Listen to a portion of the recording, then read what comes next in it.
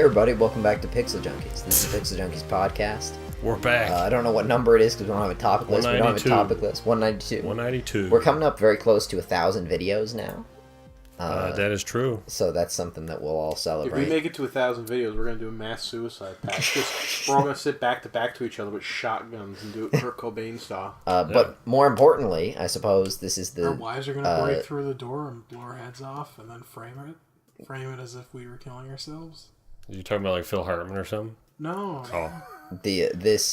Talking about I was joking. I don't believe that. So our very first episode of the Pixel Junkies podcast was a 2014 in review, and here we are 4 years later doing a 2018 interview. So it's sort of like the 4th year anniversary of the Pixel Junkies podcast. We're gonna do it just like we did last year. No, we're not. No, we're not. No. Why not? Because it's a combination of Andrew's shitty idea and Adam's very poor delivery on that idea. Yeah. I mean, maybe an introduction is in order. I'm Aaron. They don't kick the mic stand. Right like You know what? To be fair, and that's Adam, Rory, and Andrew. They're not going to introduce themselves. It was themselves. just me on that podcast. Yeah, that's Adam. I'm Rory. That's Andrew. Yeah. Hey. And we're here to talk about our favorite and most certainly least favorite things in 2018. Top 5 things, and then the various shitty things. Yeah, exactly. Yeah, and maybe we'll get a chance to talk about things we're looking forward to in 2019 if indeed we do come up with any. Wait, are we doing top 5 things like games or movies, or are we doing top 5 games and top 5 movies? It's whatever you have. Movies. Whatever you came with. All right. So you came with games and movies. Adam did too, I'm pretty sure. Yep. So we usually start with Adam. We start with Adam the first year, so we'll continue to start with Adam now. We'll go clockwise. So are we doing games first? How's She-Hulk doing this year, Adam? That good 2014 in review reference. Damn, I'm impressed you remember that. Why am I even on this podcast? Glad I impressed you, Roy, the lore master over there. Alright.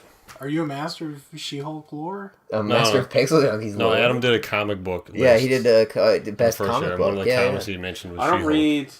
I do read comic books still, but I don't read individual issues. Do you have Marvel Unlimited anymore? Because they're very expensive, and I ran out of room. They're really expensive. What do you get? Do you have Marvel Unlimited? No. Oh, you should get Marvel Unlimited. Yeah. So are we doing games or movies first? Let's do... Well, we're doing your thing. Oh, are we doing it like that? Where usually we do it person by person. Do you want to do games and have everyone do games? Yeah. And that kind of makes more sense. So you want to do games or movies first? I have movies first. Okay, let's do movies first. Yeah, let's do movies. So these are the movies. We're doing movies, Adam. In ascending order, worst to best. Yeah. Okay. 5, 4, 3, 2, 1. Do you have a particular order, Rory? Yeah, I do. Actually. Okay, good. Keep in mind, I didn't see every movie this year. Obviously, these are the movies I did see. I saw Black Panther, Greatest Showman, Infinity War, Game Night, Pacific Rim Uprising, Annihilation, Jurassic World 2, Aquaman, Solo, Ant-Man and the Wasp, Crimes of Grindelwald, The Predator, Into the Spider-Verse, Bumblebee, A Quiet Place, Incredibles 2, and The Endless. So those are the films I saw. You also all saw The Endless, by the way. It did come out this year. We watched it on video. What the fuck? But that did come out this year. Oh, that movie. So Andrew already messed up his list. No, I think my list just deleted itself. These are my top 5 favorite movies, starting from worst to best. So at number 5, I have a tie between A Quiet Place and The Endless. I thought both were very good horror movies, or rather more suspense movies than anything else, like just thrillers. Both did a really good job of using the monster or the situation that the characters were in as a metaphor for the interpersonal relationship between the characters. And the overcoming of those monsters as a means of character growth in the movie. I thought both movies had excellent acting and directing. Although I think obviously did The Endless come out this year? Yes. Apparently. A Quiet Place was probably better in terms of a production standpoint, just because it had a bigger budget. Yes. But this movie was still very The Endless was just. I have not seen the first one. We watched the sequel before we watched the first one. The what? So bear that in mind. This is a sequel to another movie, right? And I've only seen The Endless. I haven't seen the first one. So was it a direct sequel? Yes. What's it called? I forget what it's called. Startless or something? Anyway, so number 4 is a movie I saw literally last night as of this recording. It's Aquaman, DC, the only DC movie to come out this year, I believe. Oh, that's correct, yes. It was really, really good. This is also going to be a very minor review of Aquaman. Please keep it spoiler-free, because I'm seeing it this week. I will keep it spoiler-free. It is, I mean, it's much better than in my opinion, the Batman, Superman movies and the Justice League movie, because this film wasn't just dour and dark the whole time, and like with Justice League, it didn't feel like it had a very like severe mix of tone. The tone felt consistent the whole way through. This movie has a lot of elements in it that should make me hate this film. Like, there's a lot of exposition. Like, sometimes it feels like exposition the movie. And there's a huge focus on CGI. Like, I'd say 50 to 60% of this movie is CGI. And I'm not even joking. It's the most CGI I've ever seen in a film. Is it bad CGI? No, it's just excessive. So, like, there's a lot of that. But at the same time, this film has a really good plot, very interesting plot, and exceedingly good characters. Like, Jason Momoa obviously does a really good job as Aquaman, but I forget who plays Mera. Amber Heard. Is it Amber Heard? Yeah. I was going to say that, but I wasn't sure. Amber Heard does a good job as Mera, but and I forget his name, but the two main... Shot in the dark. The two villains are also very good, because we have... I'm going to look it up now. And these are not spoiled. This isn't spoiled because they're in this trailer. It is Amber Heard. The two... what? Cool. The two villains are Ocean Master and... Aqua Girl is Black Amber Heard. Manta. And they're both very, very well done in this movie. In fact, Black Manta might be my favorite, if not my favorite movie, like live-action movie villain of any of the superhero movies. He is really well done. The fight scenes in this film are well done. The action set pieces in this film are well done. The music is really good. Your guys are gonna like the soundtrack. It's kind of like I like the soundtrack from the trailer. Yeah, It looks different since Johnny Depp threw a phone at her. It's got a very, very well. It's almost like the Thor thing where it was a very like 80s synth soundtrack, although they do have your favorite song, Africa by Toto, in it. Although it is a cover, so not by Toto. Is it full of memes? This movie? Yeah. No. Oh, good. In fact, that's the most meme you'll get is the Toto thing. And honestly, it makes sense because they're in Africa when they play it. So play the Hell's Kitchen video, Aaron. That's unrelated. And what like makes this movie in it. What makes this movie even better is it has a dinosaur in it. Wait, do you guys want to do 5, then 4? But I'm already on 4. That's what he's doing. What are you on about? You've already gone 5? Yeah. Okay, never mind. He did The Endless in A Quiet Place. No. He's saying everyone do 5. No, that's ridiculous. We We gotta rein Andrew in on this. What is ridiculous about that? Andrew's the most dangerous podcast co-host in the world. I just don't want people to spend like 30 minutes talking. The only reason It's And then fine, we don't go worry about to, it. hey, now you speak for 30 minutes. Now I'll speak for 30 minutes. Well- Let's do Well, this like is also a 3 mini minutes review of each. Aquaman, so that's why it's... My third favorite movie of the year was Incredibles 2, another really well done superhero movie. I adored the first one. Yes, this I is believe that as was good, my if not niece better and than the nephew's first favorite one. movie also. Brad Bird does a really excellent job as a directing and writing this movie. All the characters feel really good and believable. They're very well written. The movie's funny in places, and they make Mrs. Incredible, Elastigirl, that character there. I forget who she's played by. Whereas in the first movie it was Mr. Incredible who was the main character, now it's Mrs. Incredible. They do a really good job with her character, and honestly they do a really good job with her powers, because her powers are like she's able to stretch herself, so like kind of like Mr. Fantastic.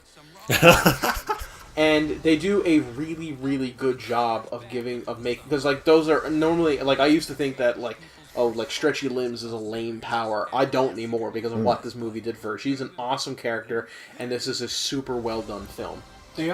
She in particular sounds about 30 seconds away from death, though, in this movie, compared to the original. I suppose, I mean, it is. She sounds like a lot older, which is fair. Yeah. But like this movie, apparently only takes place like immediately after the first. Pretty much. But I will say, they all sound older, but she sounds like really older. I suppose, but I mean, she was pretty raspy in the first one as well. So, Number 2 was The Crimes of Grindelwald, the latest edition to the Harry Potter. I just learned how to say that. There you go, because he's German. Oh, sure, yeah. That was Crimes of Grindelwald. That was a very excellent movie. It did a lot to help. It had great set pieces. It had great costume design, as always. The acting in the movie was really good. I'm actually quite looking forward to this movie. Hang on a second, Adam. You're going to slow down. I'm trying to get the trailer going. There we go. There was a lot of really good stand-up performances. Number 1 by, and I can't believe I'm saying this, Johnny Depp did a really good job in this film. Yeah, he's a good actor. He is a good actor when he wants to be, and when the director has a grip tell hold on his throat. Yeah. How was Jude Law as Dumbledore? Good, very good. The movie has an excellent plot. I understand why a lot of people complained about this movie, but you really do get the sense that this film is just setting up for the future installments. So it still has its own plot, and it doesn't feel like a complete setup. But there is a lot of setup in this, and they do I don't know. I was very fond of this film. Huge shout out to Claudia Kim. Yes, Claudia Kim is very good in this film. And they explore some aspects of the Harry Potter lore and setting that haven't really been explored before, and they answer some very interesting questions. So I really, really enjoyed this movie. And my number 1 film of the year... Actually, let me do No, we don't have time for that. Number 1. You can do your honorable mentions. My only honorable mention this year is Bumblebee. It's not like a blow me away kind of film like my number 1 was.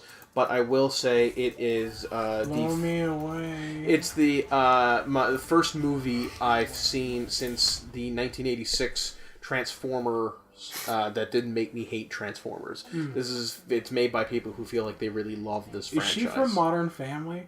No. What is she from? I don't think she's from anything. Haley Steinfeld you're thinking of Sarah Hyland. She was in Modern Family. I don't know. I don't watch Modern Family. Although my movie of the year is also has Haley Steinfeld. Steinfeld. Yeah, Steinfeld, and it is Into the Spider-Verse, the Spider-Man movie to come out this year. Not only my movie of the year, one of my movies of the decade, and the best Spider-Man movie ever, in my opinion. Excellent animation, excellent music, love the soundtrack, the characters are great, the plot is great, the action is great. This is just a standout film. It's a good film if you're if you don't know anything about Spider-Man, it's a great film. If you do like Spider-Man, it's a fantastic film. Now, Adam, this is a cartoon, and cartoons are for babies. What do adults get out of watching this movie? Everything, because this film is both for it's for kids Stacy 1 to 92. Although if you're 93, you won't enjoy this film. And I don't know, this is just a great film, and it's really great to see Miles Morales in a starring role in the film. Because when he first debuted in 2010, I can't remember when his first comic was, I thought that he wasn't going to last a month, because I thought they were going to, by editorial mandate, they were going to get rid of him and bring back the original Peter Parker. I'm glad to see that his popularity is growing to the point where outside of comic books he's being well known, because he's not only featured in this movie, but he also featured in the new Spider-Man game. Spoilers. That came out this year as well. So this is my film of the year. Absolutely fantastic film. This is a much-watched film. Please go see it while it's in theaters. It is absolutely worth your time. And seriously, it's one of the best animated films to come out in this past decade, in my opinion. So, anyway, that's my list. Roy, do you want to go next? Sure. Okay, so... I hope we all have the same movies so we get to watch these trailers over and over. Yeah. So I... leave it there, Aaron. So I have a top 4, not a top 5. Well, we can't even do Roy next. But I do have an honorable mention, which is strange. I kind of have not good enough for the top 5 because, but the thing is, I had space, but the other 2 movies that I saw that could have made it, which weren't as good as the other 4, right? So the other 2 movies I saw that were really good, it was like Mission Impossible Fallout. Is maybe the best Mission Impossible movie. Meant to see it, haven't seen it. It's exceptional as a Mission Impossible movie, and it's amazing that they still feel really good watching them. This many entries in. Oh, this is the one with the super contrived Imagine Dragons song. In the trailer. Regrettably, Imagine Dragons are a reality that we all have to deal with. I like Believer. Oh well. and Shut up, Rory. Can't see color. The thing about Mission Impossible movies that's really impressive is, unlike Bond movies, where they're, telling different parts of the story and changing actors, right? Mission Impossible is just Mission Impossible, and it still feels really good, and I think that's impressive. It's Tom Cruise's attempt to make us forget that he's short. He has a tooth in the middle of his face. You can tell he's short, though, in the movie, which is interesting. Not just because but because Henry Cavill's in it. You know what the most amazing thing about this is that they actually managed to get a smile out of Henry Cavill, because after Superman, I just thought that his face was incapable of smiling. But I guess it was the director. Yeah, they did a good job. Yeah, so the other movie that I saw that gets an honorable mention was Leave No Trace. You might know it because it set a rather funny record of sorts, which is it's one of the only movies to have over 200 reviews on Rotten Tomatoes and still have 100%. Exploiting I think you mean Ladybug. Exploring that wonderful trend of Rotten Tomatoes, which is that if it's just thumbs up or thumbs down, right? So if you make a movie that's good enough to just eke out a thumbs up, you'll get 100, right? Because it's not an average. It's not like Metacritic, right? Is it a good film? It is good, but I have to say that it wasn't as good for me as the top 4 movies on my list, right? What is this about? It's about a white dude running around the woods. Oh. Yeah. Pay attention. Is that just Rambo? Yeah, no, this is better. So that's a good white dude. Rambo's good, is it man. better than Rambo or First Blood? Are we talking about? Rambo is fine, but I mean, Rambo and First Blood are distinctly 2 different movies. It looks like a bunch of random people get stranded on Endor. Well, suffice to say, I think this movie is probably better than Rambo. I think that's a fair assessment. Yes. Anyway, next movie, number 4 movie is Into the Spider-Verse. 2 minutes and 20 seconds to talk about each movie. Have fun bringing up Into the Spider-Verse again. What is it? Into the Spider-Verse. What's that? Spider-Man. It's a Spider-Man film. Let's pull up clips. It has good. I already saw the trailer. Adam said everything that was good about it. I agree with Adam. It's all those things that Adam said were good are actually good. So number 3, I spent a long time debating which movie would get 3 and 2 on this list in particular. So number 3 goes to Annihilation, which is Alex Garland's new film. The thing I like about Alex Garland that makes him, I don't know if unique among directors, but it makes him really effective in my opinion is he's not afraid to explain. Nice. Well, YouTube's broken. Good thing we're doing this podcast. Imagine if YouTube shut down. Yeah, this guy's playing too many trailers. YouTube has one of its crashes. Cut him off. The great thing about Alex Garland is that he can explore things that are conceptually a little adventurous without giving you the impression that he masturbates in the back of press screenings. Like a lot of these directors do. I think Annihilation maybe a little less so. It is a bit more masturbatory. Oh no, wait, that's it may be a little more than some of his other stuff, but I think he generally does a really good job of that. Whereas if you watch Birdman or something like that, you're like, ugh, what? Oh yeah, that was bad. Disgusting, right? Compared to Ex Machina, it's way more. Compared to Birdman, it's not even. Yeah, exactly. Yeah, compared to the stuff other directors are making, it's way less. Yeah, so that was really good. Number 2 is The Guilty, a film which absolutely could not make my number 1 list by virtue of the fact that everyone YouTube video. That everyone sitting here would make fun of me if I made The Guilty my number 1 movie, because it's a movie about an emergency responder, like a 911 guy, and of course, in the grand theme of movies I watch, he never leaves the emergency response thing. So the whole movie takes place over the phone. I thought it was right. Who the fuck is who's the guy? Good Vibrations. No. Who am I thinking of? I'm having a brain fart. What are you talking about? The guy from Transformers. Mark Wahlberg? Yeah, there you go. I thought it was him on the thumbnail because you can see his face. Oh yeah, no, it does look like Mark Wahlberg on the thumbnail, but it is not. Can you imagine a movie where it's just Mark Wahlberg attempting to act by himself in a single room? But it's it is jerking off into tissues. It is subtitled, but I found where the movie is so much more auditory than visual that like watching the subtitles is very not distracting at all. Oh yeah, I don't mind subtitles at all. I was just curious. Oh sure, yeah. But I think it's worth like sometimes if it's a movie that's really visually involved, subtitles, they can affect it. Yeah. But this isn't one of those. Really good performance. Lead performance, obviously. This is the guy Tom Hardy was talking to in Locke. He's on the other end of the phone. Yeah, that's why I couldn't make it number one, because Locke was number 1 in 2014, right? This is Locked Down. But yeah, really Lock, good. As colon down. It's that title that people are thrilling, exhilarating, and that all sounds like critic nonsense, but that's all accurate. It really is an intense movie to watch. Would you describe it as a tour de force? It's a lot more intensive than Locke. Come on. Okay, yeah, I got it. All right, so number 1 is Burning.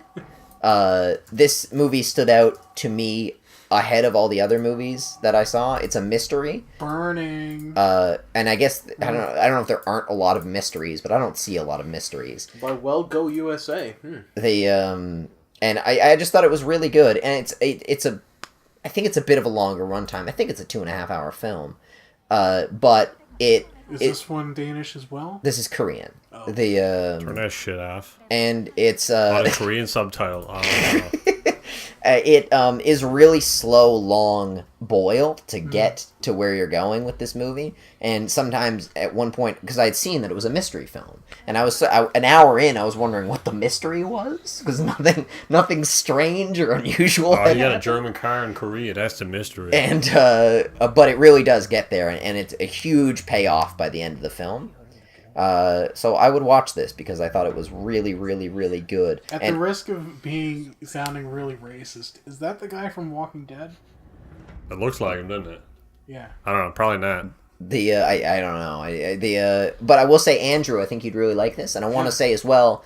A minor note about this, that I think it's really cool that a lot more Korean films like The Wailing and Train to Busan are getting more attention in the West. I've heard so much mention of the Train to Busan that we haven't watched it. We should watch it. It's really good. Really good. His name is Steven He's got another Yeun. movie coming out. Oh really? I'm gonna watch that. It's another zombie movie, but it's like ancient Japan.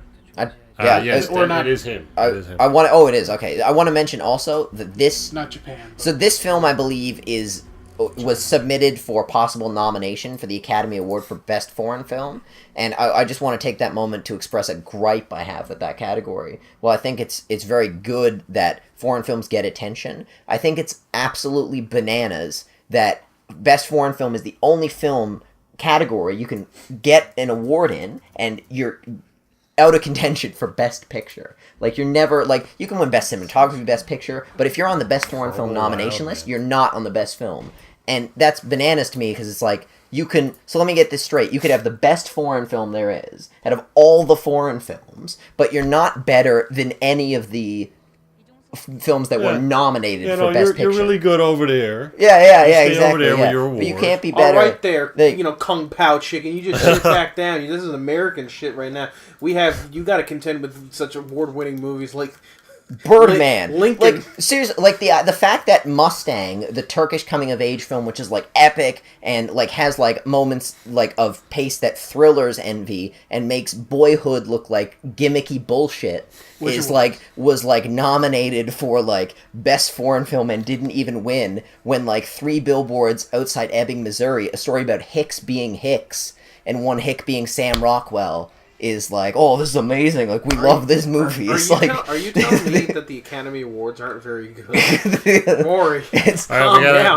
We gotta move on. Well, that was it. That was my whole list. All right. Boyhood took 12 years to make. Good job, Roy. Yeah, it's always better if you take a long time to get something done. Andrew, top 5 movies go. Top 5 movies. This'll be quick.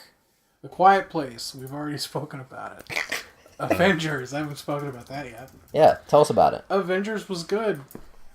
It's on Netflix now. Yeah. Is it? Yes. You can all watch it. Also own it. Much like the past Avengers movies, I think this one did a pretty good job at balancing all the characters. There were like 87 different characters in this movie. Did a pretty good job in balancing things. I agree with that. Didn't like what they did to the Hulk. Hulk is only cool for about 10 minutes in this movie, and then... I think he'll have a much bigger presence in the next one. Yeah, but I feel like... But even the writing for Bruce Banner was kind of shit throughout this whole movie. he's like making jokes and stuff. Yeah. The writing just felt off for that character. I don't know if they really know what to do with that character, to be honest. Tom Holland's such a good actor. Yeah, I don't know if it was yeah, I like Tom Holland. I don't know if it was the writing or if it was a combination of the writing and Mark Ruffalo's acting. No, maybe. It kind of felt almost like he was doing he was joking around on set or something. Yeah. That's sort of the impression I got, like in that scene there where he's like, Hulk, you got to come out or whatever, and the Hulk says no, and then he falls back down. And he's like, what do you mean no? It's almost like he's being cheeky, with the camera, and it's weird. There's a lot of that in the movie. Thanos is probably the best villain that they've had in these movies. Oh, yeah, there you go. Out of Ultraman and Ultraman. Yeah. Ultron. Ultron. And he can be a man if he wants. In 2019, for between fuck's sake. Ultraman and Legolas, Thanos was the best. I agree. Yeah. I think hopefully with more development, I really liked Ronan, and I hope that since we're going to see more of him in Captain Marvel, Guardians of the Galaxy, Kree.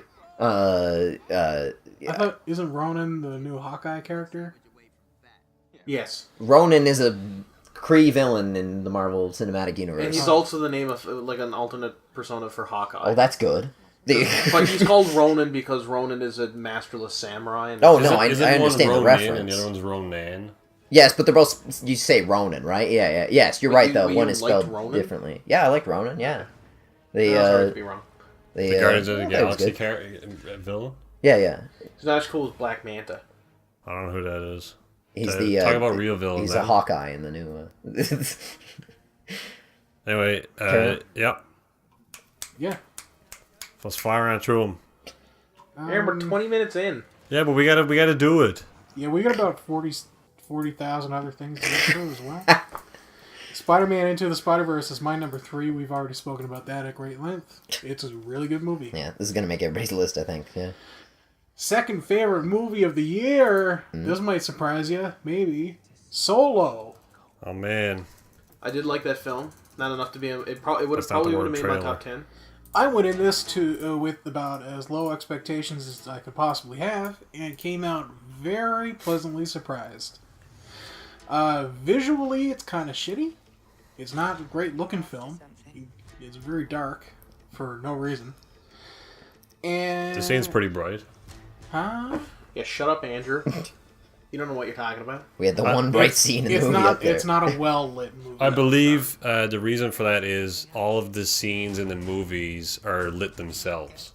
So, like in a lot of films, they have like external lights, and they'll have another like box pointing at characters in the film. You can't naturally light a film that's 80% CG. No, but a lot of the sets that they're walking around in were all naturally lit. Already the villain? Yes. Okay. Yeah. Anyway, that's probably why it's dark. I liked how small a story this was. It was kind of weird and schlocky how, like, all the events in Han's life, everything we know about Han Solo was introduced within like a couple days. Yeah. That this movie takes place in. L3 is awful. She's probably the worst character 100%. since Jar Jar Binks. Worse than Jar Jar Binks, I would say, but that's fine. Yeah. Worse. She's worse if you don't take into account that she dies. No, if you don't take into account that Jar Jar is actually a Sith mastermind. Yeah. Mm. But if you just consider Jar Jar a stupid alien thing, then it's worse than worse than Jar Jar, but she's better than Dex. Obi-Wan around. Dex is awesome. He's fun. Great. He knows things librarians don't. Yeah. You know what? Yeah, Obi-Wan goes to Dex. Crabby old L3 and Jar Jar just interject themselves where they're not wanted. But the story is great. Acting is actually very good. It's nice to see Emilia Clarke in a movie that's not shit. Yeah, fair. It is possible.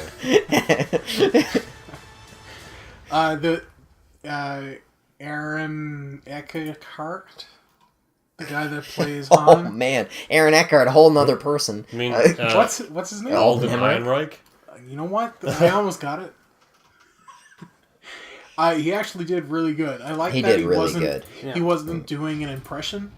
he was just doing. I agree. He did his own thing. Yeah. Yep. Contrary to a lot of the press that came out about him being a fucking terrible actor, I feel like not entirely accurate. Once one press site jumped on that, I feel like every other press site jumped on it. We should just universally just stop listening to all press about everything. Well, particularly Star Wars.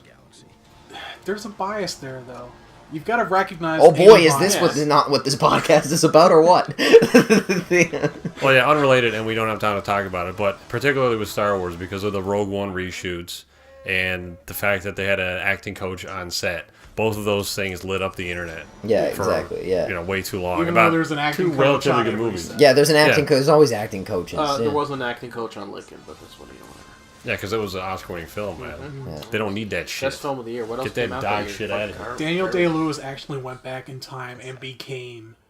Oh yeah. Not only did he have sex with Abraham Isn't he Lincoln's Korean? mother to give birth to Daniel Lincoln. Day-Lewis? Yeah, who am I thinking of? Roy? Daniel Day-Kim. Daniel Day-Kim from Lost. It's like, why is he Korean? He's supposed to be American. Daniel Day-Kim plays Lincoln. Hollywood No, has done a Daniel better Day-Lewis. Yeah, maybe that movie wouldn't have such a good sucked. actor. Daniel Day-Lewis is such a good actor. He was actually playing became Daniel American. Day-Kim playing the Lost character. Yeah. It'd be great if it was Knight. Like Yeah. Daniel Knight Kim, and then it'd be Lewis by day and Kim by night. It'd be whatever race you want. Alright, this is stupid. Number 1 film of the year, Annihilation. Oh, yeah. We've already spoken. Yeah, but about this. if it broke YouTube last time, let me pull it up again. I loved this Yeah, movie. me too. Yeah. It was fantastic. Pretty much everything about it was great. Skip a bit further in. I liked how it was just. I liked how this came out after Ghostbusters, and Ghostbusters was touted as this. Oh, look, women, and it was fucking terrible. And this is a movie starring pretty much only women, and they're all totally competent. There's scientists. also a minority representation in this. Yes. It's worth noting. They're all totally competent scientists until they start breaking down, but that's understandable Yeah, considering but the they, situation. you know, they're in. it's yeah. I will say I wasn't as big a fan. This is still a good film. I just wasn't as big a fan of this film as everyone else. It wouldn't make my top. Probably, well, I don't know. But anyway, this film has the scariest monster I've ever seen in a single film. In That bear, that whole bear scene is That's so a great scene. frightening. Yeah, right, there that it is, scene right is there. terrific. Yeah. The scream. Yeah. That's really cool. Yeah.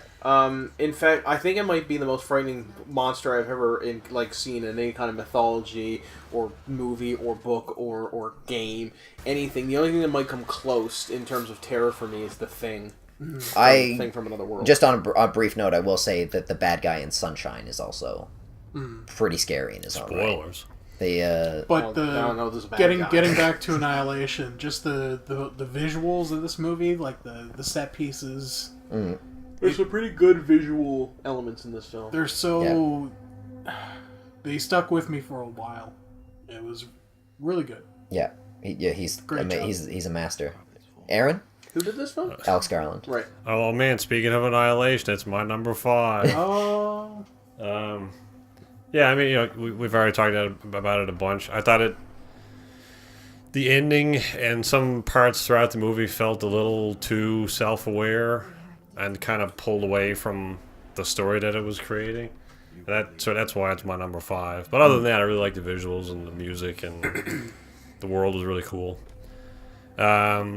Other than that, we can go back to Solo, because that's my number 4. Oh man, is it on here? No. Oh, there we go. Sweet. I really liked the movie. I thought it was a lot better than most people were expecting. But everything else about it has pretty well already been said, so... I didn't notice it being too dark, but, I mean, watching it now... I mean, yeah, if you look at the day scenes, it's not dark. Well, yeah, but I mean... if you look at the... That's not what I'm talking about. I'm talking about these darker scenes, obviously. And I guess they're really only towards the beginning of the movie.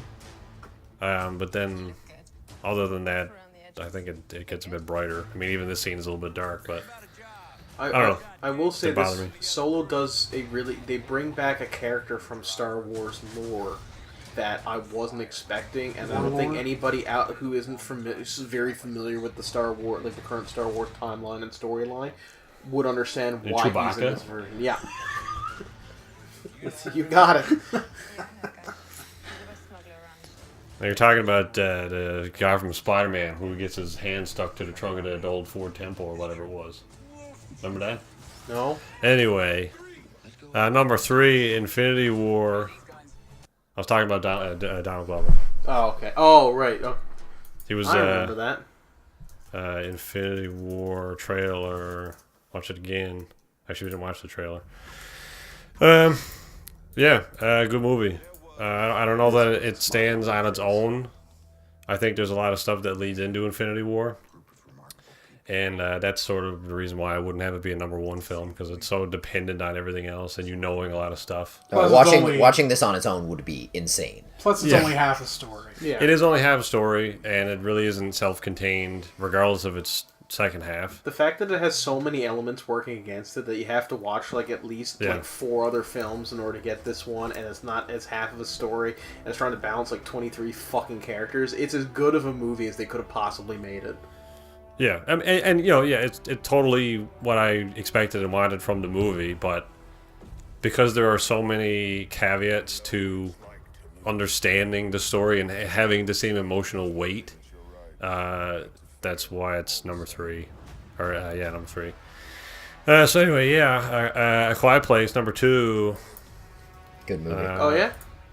Yeah, I really enjoyed the movie. I thought it was cool. I don't think I would normally have a horror movie sort of that caliber be a top movie of the year. But lo and behold, here we are. It was just very well done. It was very well done. It was a good use of little sound. It's a very quiet film. Yeah, obviously. And I think for that, you know, the practical use of a very little dialogue and a very ultimately quiet movie is not something that I've really seen in movies, and I think it was well executed. Well cast as well. Yeah. I think that's a big part of it. How do they still have power? I don't know. I guess super loud generator out in the warehouse. I don't know. I'm sure. I think they explained it in the movie, did they not? No. Oh. Well, anyway, it's down to honorable mentions now because of that. So we got an empty space in number 2. No, I really enjoyed it. And number 1, I will say it's very impressive that this film is his directorial debut. Yeah, I agree. For first going, it's very impressive. Yeah. And number 1 for me was also Spider-Man. Yeah, it was really good. Yeah, I mean, it you know, if you're looking at traditional Marvel movies, I don't know, it was made by a different set of people. But it wasn't too different from like a traditional Marvel story, I don't think, and sort of how they build the origin. But I think they did a really good job with everything that was there. And sort of story aside, which was good, and the way they handle all the characters, I really like what they did with the animation. I think the animation style sort of it's like a mixed media film, and I haven't really seen anything like that before. There's a lot of use of CG, obviously everything is CG, but there's a lot of like stochastic and halftone stuff, a lot of very comic booky aesthetics to it that isn't.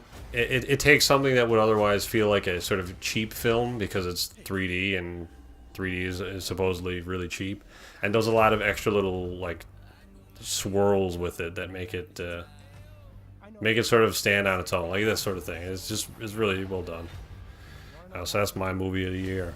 I think it's safe to say, actually, I didn't do any math like assigning points, but I think this probably, if we like assign a certain number of points for each movie being on someone's list, I think this is the Pixel Junkies movie of the year, actually. Yeah. Did this make your list, Andrew? I can't remember. It did, yeah. What was your number 1 film? Annihilation. Right. Some honorable mentions were Deadpool 2. I like that. Right. Ready Player really One. Good. It was different than the book, but I thought it was still a pretty good movie. And Black Panther. Sure. Yeah. I was gonna say, did we seriously do all our top 5s and not one mention of Black Panther? Yeah, I mean, I enjoyed Black Panther. Some of the CG crackers over here. It was a good movie. I thought some of the CG fights in it weren't that great, and the story, while ultimately small and good as like sort of an origin or establishing story, just. I don't know. Maybe we've had that story so many times now with Marvel. If I did a top 10, Black Panther would not. Yeah, it would be on my top 10. It would. Black Panther would be on my top 10, I think. But it would be near the top.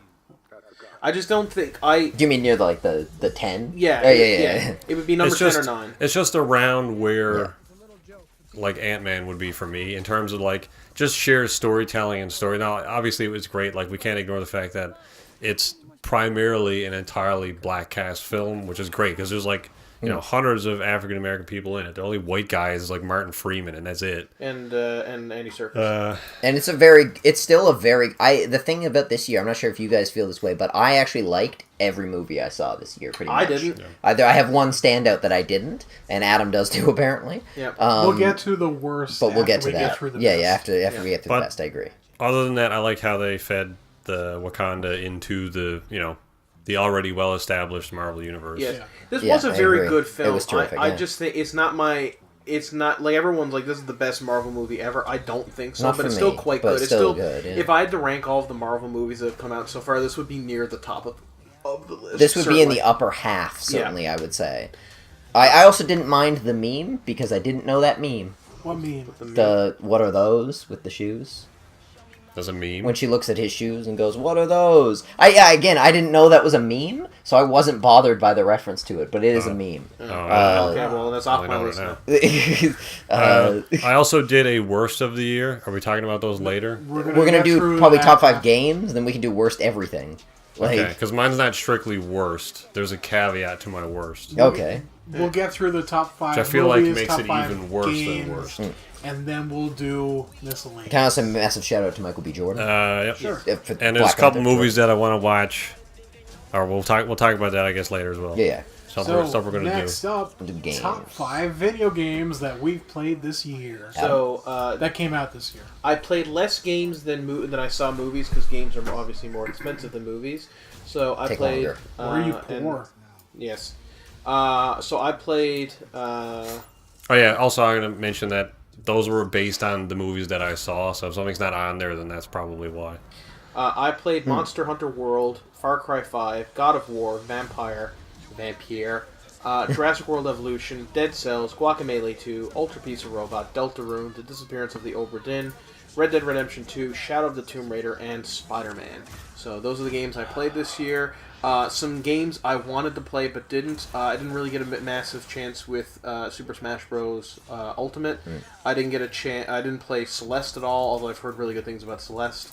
I didn't get to play Assassin's Creed Odyssey, although I heard some things about that. I heard mixed things. Yeah. Me too. Especially after Origins, which is Get to your game, such man. a high note for that series. And I didn't really play Dragon Ball FighterZ. So, number 5 is The Disappearance of the Obra Dinn. I haven't finished. I thought it was the Isn't return. it called The Return of the Obra Dinn? I'm pretty sure it's The Disappearance of the Obra Dinn, isn't it? We're gonna find out. It's called The Return of the Obra Dinn. Whatever. The Return of the... Spoilers knows what happens. Well, you play as a insurance... insurance investigator. Yeah. Investigating what happened to the ship in the 10 years since it's been missing. I haven't beaten it yet, but what I've played of so far is absolutely fantastic. I love the retro visual style that the game is going for, and it has really great gameplay, and it does an absolutely fantastic job of blending visuals with gameplay and gameplay with story. Can I ask a dumb question about it? Yes. Is it set in our world? There is magic. Okay, because when you said insurance, like this looks like a boat that they had before there was insurance investigators. No, there was You know what I'm saying? there was insurance back in like the 1800s or something. Oh, really? That's Yes. cool. I never knew that. Yeah. There you go. The history of Yeah, insurance. I really have to get this because I heard it gets to some weird Lovecraftian places near the end. Well, thank you for that. I haven't gotten to them yet. Well, I don't know much about it either. That's all I heard. How long is the game? Now I've only played for like 2 minutes 2 and or 12 3 seconds. hours because other things came out. Because like I got Right, this, yeah. and then I got Red Dead Redemption, so I played a bit of that as well, and then other games and stuff. But this is a very good game. It's cheap. I think it's only like $30 or so, $40 on Steam, and it's well worth your money. Number 4 is Jurassic World Evolutions.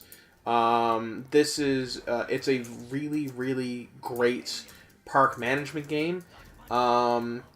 It's $22.79. Oh, there we go. So it's even cheaper than I thought. Should have got it on sale.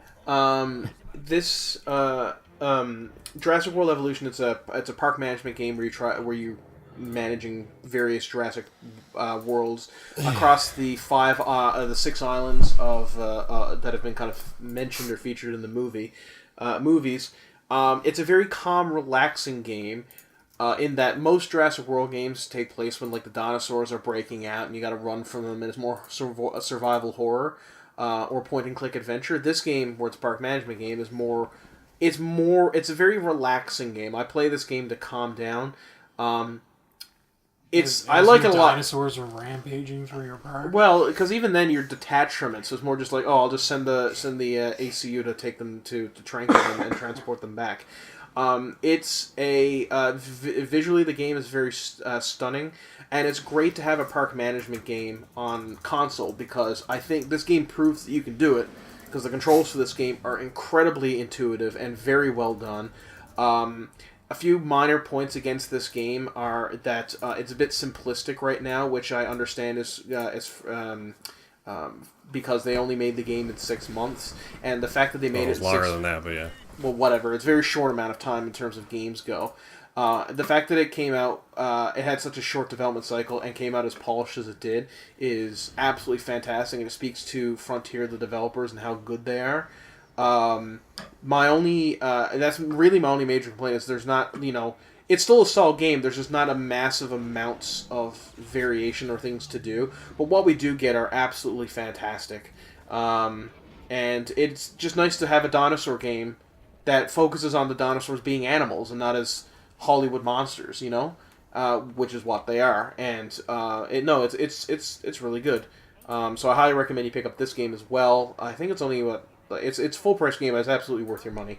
And they're adding to it all the time with DLC and updates. It was on sale for like $15. Currently $63. So there you go. I don't know if it's worth that, but that's me. It did just get another free update though. So. My number 3 game of the year is Guacamelee 2. Guacamelee 1 is one of the best platformers ever. I didn't foresee that. Guacamelee.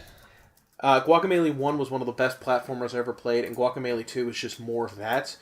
In terms of plot, it's not as good. I find the villain wasn't nearly as interesting. Not that, it's like Guacamelee 1 had an amazing villain or anything, but it was a bit like the plot this time felt a bit more contrived. But what this game lacks in a villain, it more makes up for in its humor and in its very excellent gameplay and visual style. Obviously, you can see that this game is has a really cartoony, flat appearance that works really well with the story that they're trying to tell. I absolutely adore the soundtrack for this game. It fits perfectly, and the gameplay is perfect. It is the right combination of challenging but not asinine, except for one part, which did detract away from my enjoyment of it. But that is only one part. The bosses are really good. This game is very, very good at ramping up your power and then ramping up the difficulty to go along with, because you get more powers as you go along, and those powers ramp up the difficulty, because those powers are not only used to fight enemies, but they're also used to traverse the world. And the more powers you get, the more difficult the world becomes to traverse, and so the platforming gets harder as your tools expand to make it easier. It's very, very good game design. I absolutely adored this game. I highly recommend you pick it up. My number 2 game of the year was Spider-Man for the PlayStation 4. Oh man, this is a good year for Spider-Man. Yeah. This is one of the. It had Into the Spider-Verse not come out this year, I would have said this is the greatest Spider-Man story ever. I don't know if it is anymore. I don't know how how it compares to Into the Spider-Verse. I haven't really thought about it that much, but both are fantastic. As a Spider-Man story, I liked the video game more. That's fair. I will say the video game has the benefit of being longer, so they can fit more into it. This game has, I recently played the DLC, which are not as good in my opinion. But the core game is fantastic. It's long, it's beautiful, it's very well done story. Visually looks amazing.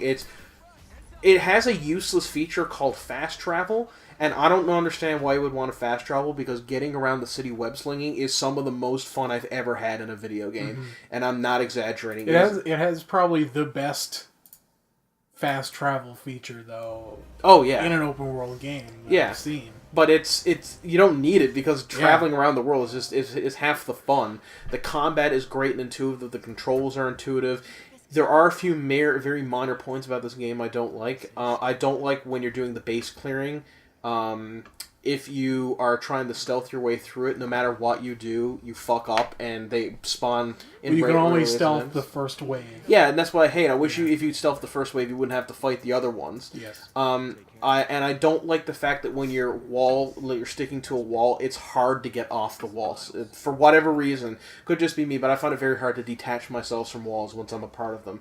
But those are very minor complaints. This game has great writing, great voice acting, great gameplay, great graphics, great visual. One of the most visually stunning games of the year. In fact, the only game that's better than this is Red Dead Redemption 2, in my opinion. And this game is tied with my... This is better than God of War, in your opinion? Well, I was going to say it is tied for best visual game in terms of visuals with my game of the year, which is God of War 4 or God of War 2018, whatever they're calling it. God of 4. This game is not only one of my favorite game of the year, it might be one of my favorite games of the decade. This is an absolutely masterpiece game.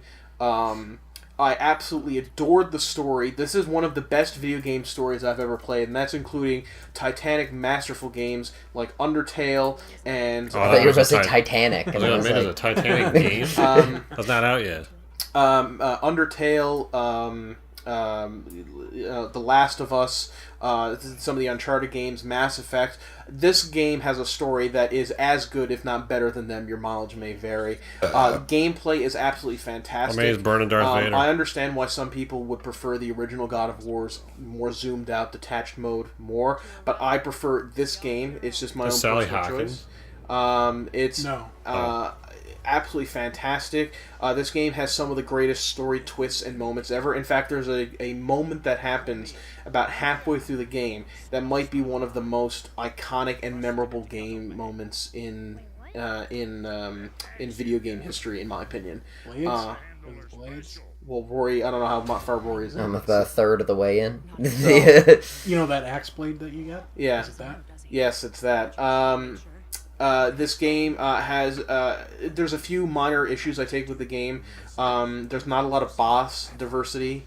There's really only... now, when the boss fights are good, they're absolutely amazing. Like this fight here between Magni and Modi, which it's not spoiling because it's in the trailer word. Yeah. The fight against the Dark Elf King is very good. And obviously the fights with the beginning fight with the Stranger might be one of my favorite boss fights ever. That being said, they reuse the troll enemy a lot in this game, and even though it's a good fight, the fact that they use it a lot is very annoying. That was one of my only real complaints. Yeah. Is the lack of those huge epic fights. Yeah. From the past games. I hope what in the sequel that this game deserves that we get those. And because the only way from here is up. The only thing they can do is just improve upon an already excellent game. The exploration in this game is fantastic, and the way to utilize it is fantastic. It's not strictly an open world, but there's a lot of exploration in this game. It's a Metroidvania title. And yes, actually, yeah. And they make it better because you get a lot of, not necessarily story, but you get a lot of lore and character history when you're exploring, so it makes exploring worth it because the characters are having conversations with themselves as they explore. This is an absolute masterpiece game. I absolutely loved it. It blew me away. And this is coming from a guy who didn't really like the God of War franchise. I think it's okay, but I wasn't amazed by it. It's certainly not one of my favorites. This game is absolutely fantastic. I cannot praise it enough. It's worth the $80. Hell, it'd be worth $120 in my opinion. It's that good. Can I also say about this game, it's one of the few games to get talking and moving right. Like, talking while you're doing other things. Like, very few games, like Resistance 2, there's, this big thing that you get during a fight and you can't hear shit. Mm-hmm. And it's, hugely annoying. This game is not like that. While I understand that this game is... We gotta do next, man. All right, before we go on, Aaron's getting mad at me for some fucking reason. We're at an hour. So I don't have a top 5 games, obviously. But I did play games this year, and I guess it's sort of my duty on this podcast to at least discuss the fighting games that came out this year. Soul Calibur 6 was really good, but had an incredibly underwhelming single-player offering that was hugely long and the most boring thing in the world. And I was really kind of upset about that, and especially since Tekken 7 has a 4-hour story that's infinitely more memorable than Soul Calibur's billion-hour RPG-esque adventure. It's like you guys, you don't even like Tekken, but I bet you guys still remember moments from the Tekken 7 story. Yeah. Like, it stood out, right? And that was cool. Blaze Blue Cross Tag Battle is excellent. And I gotta search all these fucking games. I kind of didn't think about that. I don't even know how to spell BLAZBLU. Yeah, that's right. Yeah, it's a really good game. Crossovers are kind of dumb, in my opinion. The only game that gets away with it is Smash Brothers, and that's because it's the whole point. Ruby characters in it, doesn't it? It has 4 Ruby characters. The game is just really good. It's not what it advertises itself to be, which is beginner friendly. It's completely not true. And Under Night. I don't know what Under Night is. It's another fighting game. And Persona is obviously a very well-known portion of an RPG series. Yeah, this game is just really cool, and it looks great, and all the voice acting's terrific, and all that good stuff. I guess Smash Ultimate would be the last really big fighting game that came out this year. I didn't play Dragon Ball Fighters at all. By all accounts, it's real good. But by all accounts, it's real good, and it's really popular, and it's done a lot to promote fighting games among non-fighting game players. Smash Ultimate is just excellent. There's kind of no way around it. Is this a trailer? What is this? It's the opening cutscene. Yeah, there's tons of characters. There's tons of stages. There's tons of music. I played a couple matches of Ultimate, and I mean, it plays exactly like every other. Yeah, Smash exactly. Yeah, and one of the things that's I actually like about this game is it brings back an old trope in fighting games, which is in other Smash games too, where you have to unlock characters by playing through the story with other characters. That was going too fast. Now the sort of the disappointing part of that is that if you want to unlock Bayonetta, you have to play through Sonic's storyline, which features not only Sonic but music from all the Sonic games. Here right? It comes, look, Pink which Sonic. It's good music. Yeah. I don't agree. I think most of it is like some of it's good. Well, there's good like the instrumental stuff is pretty good. The but music, most it's like piano, and there's some really high pitched Japanese misses singing. There's a lot of like some people think it's Michael Jackson. There's a lot of rock songs about Sonic as you play through, like with the singer singing about Sonic, and I'm kind of done hearing about Sonic. And so that's like the downside. He's dead. I thought Mario was hanging himself. As someone who plays as Bayonetta, I had to play through as Sonic. That's disappointing. But the game itself is really good. Why was Mario Stone? So I don't know what I don't have a fighting game of the year, but I know it's not Soul Calibur 6, which has terrific multiplayer and all that. By the way, of course, it's Soul Calibur game. Andrew, what are your top games of the year? My top game. Thank fucking Christ. I'm going to do an honorable mention first because it didn't quite make the list, even though I really enjoyed it. Far Cry 5. Yeah. This game gets a bad rap because it wasn't a game about murdering hundreds of Trump supporters, like I think a lot of people thought it was going to be. No, it's about stopping a religious cult in a world on the brink of nuclear apocalypse. It plays like Far Cry 3 in Montana. It looks great. Plays great. It's a good game. Story's good too. Even though some of the parts where you get a lot of the main story missions are kind of forced on you once you meet certain requirements in the your progress. And I was like, hey, shoot him with the bliss bullet. And then you get drugged and you get taken to a... Yeah, they make those were awful. They make it seem like you have a choice, like they're chasing you. Yeah. But if you're like flying a plane, they can still shoot you. They can still shoot you with your magic bullets. The story of those missions is fine, but how they get forced on you, I didn't enjoy. But overall, I really enjoyed the game. But on to my actual list. Number 5 is Detroit Become Human. Damn it, I didn't think about that one. I'm very eager to play this game. Have you enjoyed any other David Cage games? Yes. Quantic Dream. Yes. Yeah? Then you will enjoy this one as well. If in fact, this one is probably their most competent game. Okay, yeah. I think that's saying a lot. Yeah, I mean, if you haven't enjoyed any other Quantic Dream games, you're probably not going to enjoy this one either, because it plays pretty much exactly the same. Visually, it's stunning. It looks great. Story-wise and writing, boobs and vagina against her will, like with Ellen Page or whatever. What was that? Did they model her boobs and vagina against the actress's will? No, I don't think so. Oh. Great cast for this game. They did that in Beyond. Yeah, it stood out to me. Who plays that robot? I don't know. Why? Because she looks familiar. Who plays Kara in Detroit?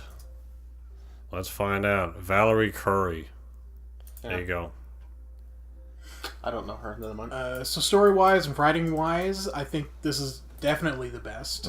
I think they hired either an editor or another writer. It wasn't just David Cage, an out-of-touch French guy writing all this very unrelatable English dialogue. Though I will say that it does add sort of a flavor to the other games. Oh yeah, I mean, opinion. you're playing a Quantic Dream game. Exactly, yeah. And then the characters go to the, what is it the Americans go to, the hamburger-orium, eh? Yeah, I thought I found that in Beyond and what was the other one he made? Heavy Rain. Yeah, like a lot of the stuff in the homes, like outlets and the button on the toilet, like it's all very European. Yeah. It's like that doesn't exist over here, but anyway. Yeah. The overall story it tells is pretty good as well. There's a bit of social commentary there. I would expect there to be. Yeah, it's about what does it mean to be human, sort of thing. Yeah. Some of the stuff is so it's like Blade Runner. Kind of. Jesse Williams is also in it. Williams he's is fantastic. very active. Him and Clancy Brown. Yeah. It plays a major role in this game, and he needs more acting work. Well, he's very Jesse Williams is very into like social commentary and stuff like that, so it doesn't. Clancy surprise Brown me. is one of the best actors and voice actors. I mean, ever. he needs more acting work in video games. He destroyed Asgard. Yeah. And he's Mr. Krabs. Yeah. Anyway, he plays your old alcoholic detective partner that that's hates awesome. androids. Does he also play Lex Luthor? No, that's Jesse Eisenberg.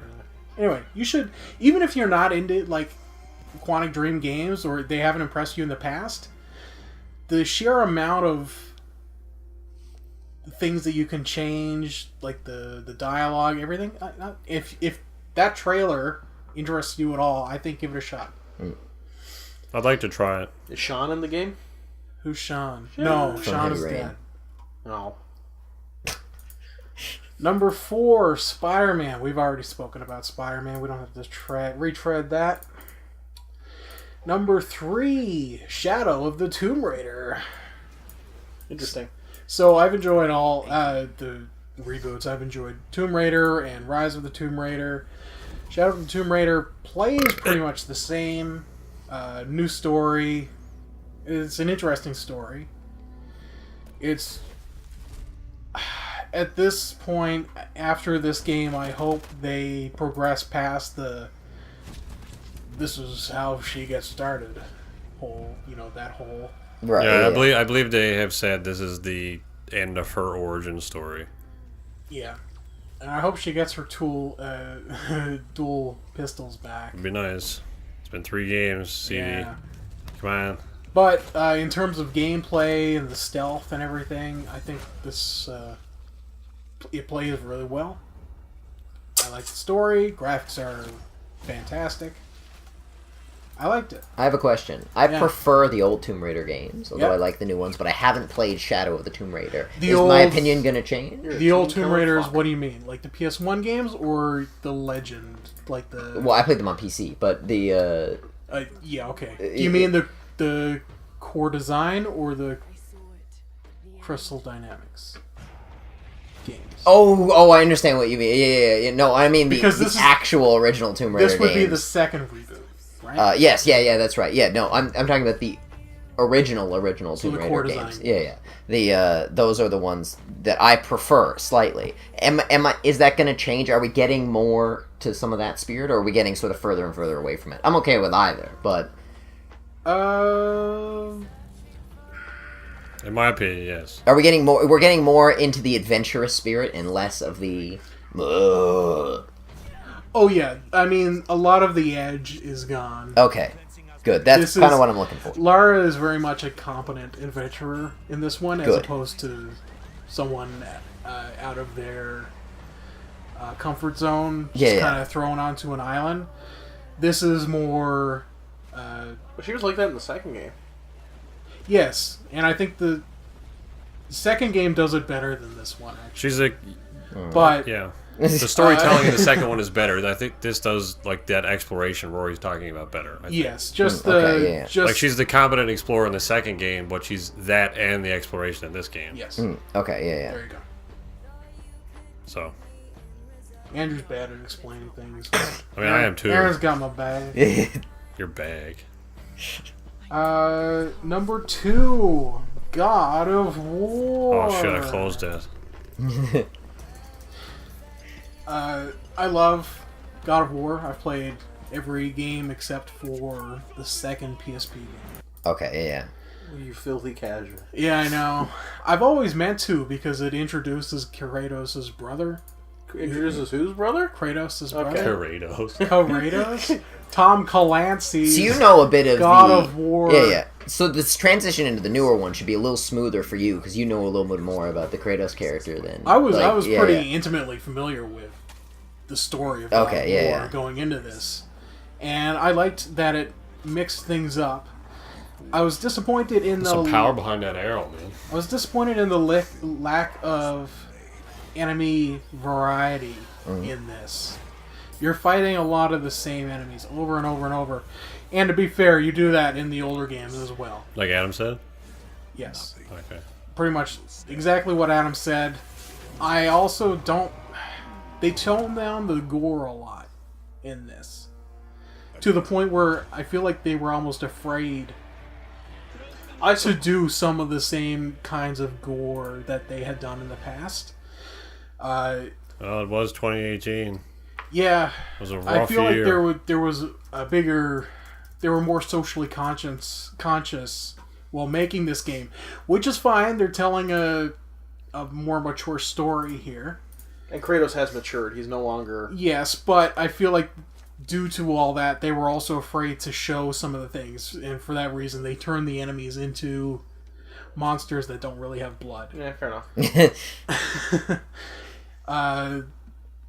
That's like why they fought aliens in the first Avengers movie and robots in the second Avengers movie. And aliens again in the third Avengers movie. Like I wanted to see Kratos. We fought some human enemies in this game, kind of, but that was it. I will say, I think for like 30 seconds, the fighting still feels very impactful, even if it doesn't have some of the visual cues. I know, but I wanted to see Kratos fucking brutalize one of those people, and he doesn't. Plus, it's great to see Teal'c in something after Stargate as G1. He was, that was a great show. He does a great job in this game. Yeah.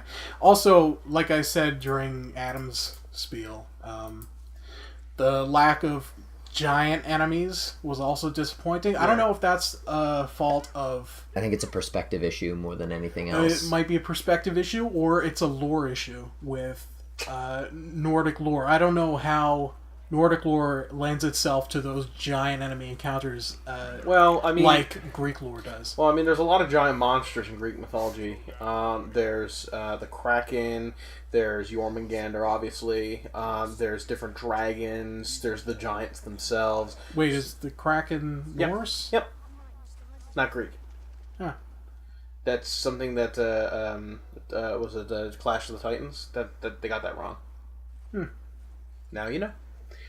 Thanks a lot, Sam Worthington. I'm pretty sure God of War got that wrong too, because you fight the Kraken in the first God of War. Oh well, then yes. Oh damn it.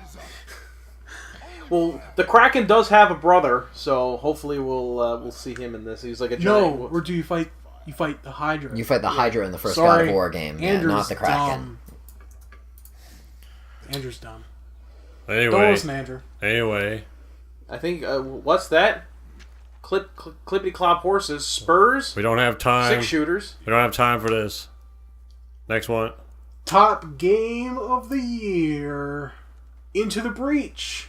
No, I'm just kidding. I didn't play it. Meant to. Red Dead Redemption 2 is my top. It's like I didn't even have it ready. Yeah.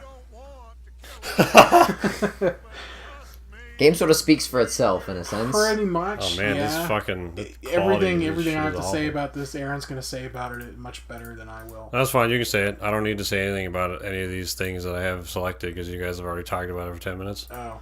So go ahead. This game changed. I'm going to add some water, Aaron. Ah? What? Well, Aaron might want to add some water because he's getting a bit salty. I'm not salty. Oh. Anyway, continue. Do you add water to salt usually? Well, to dilute it. This game changed video games for me a little bit. It changed my perspective a little bit. I would agree also. This made me... While playing this game, this made me really become a different character, a different person. This made me feel like I was Arthur Morgan, the character you play as, in a way that I've never experienced before in any other game. Okay. Sorry, I'm laughing at the release date. I've never played a game before and become the... I have never embodied a character as much as I have in Red Dead Redemption 2. And I think that's because of a lot of the chore-like gameplay decisions that they've gone with. They've decided to go with very realistic animations and things you have to do just casually, but also chore-like. Like, you've got to eat, you've got to... You really don't have to sleep, do you? You've got to eat. I mean, you can sleep. You do sleep, but I don't think the game penalizes you for not sleeping. You have to eat, you have to groom yourself, you have to groom your horse, you have to bond with your horse, you have to clean your weapons, all that sort of stuff. Yeah, and like every animation takes a minute and a half to do. You say that, but you don't have to, though. Like, you don't outright die or lose if you don't do any of those things, but if you do those things, you benefit from it. Yes. But after a while, all those things just become second nature, because you're... Through all the immersive aspects of the game, you really just get sucked into the world after a while. And you don't even think about, oh, I've got to go change my clothes now. I've been in them for a day or 2 days. You know, Arthur would change his clothes at this point. You don't think about that. You just do it. Because you are playing Arthur Morgan. And when you get...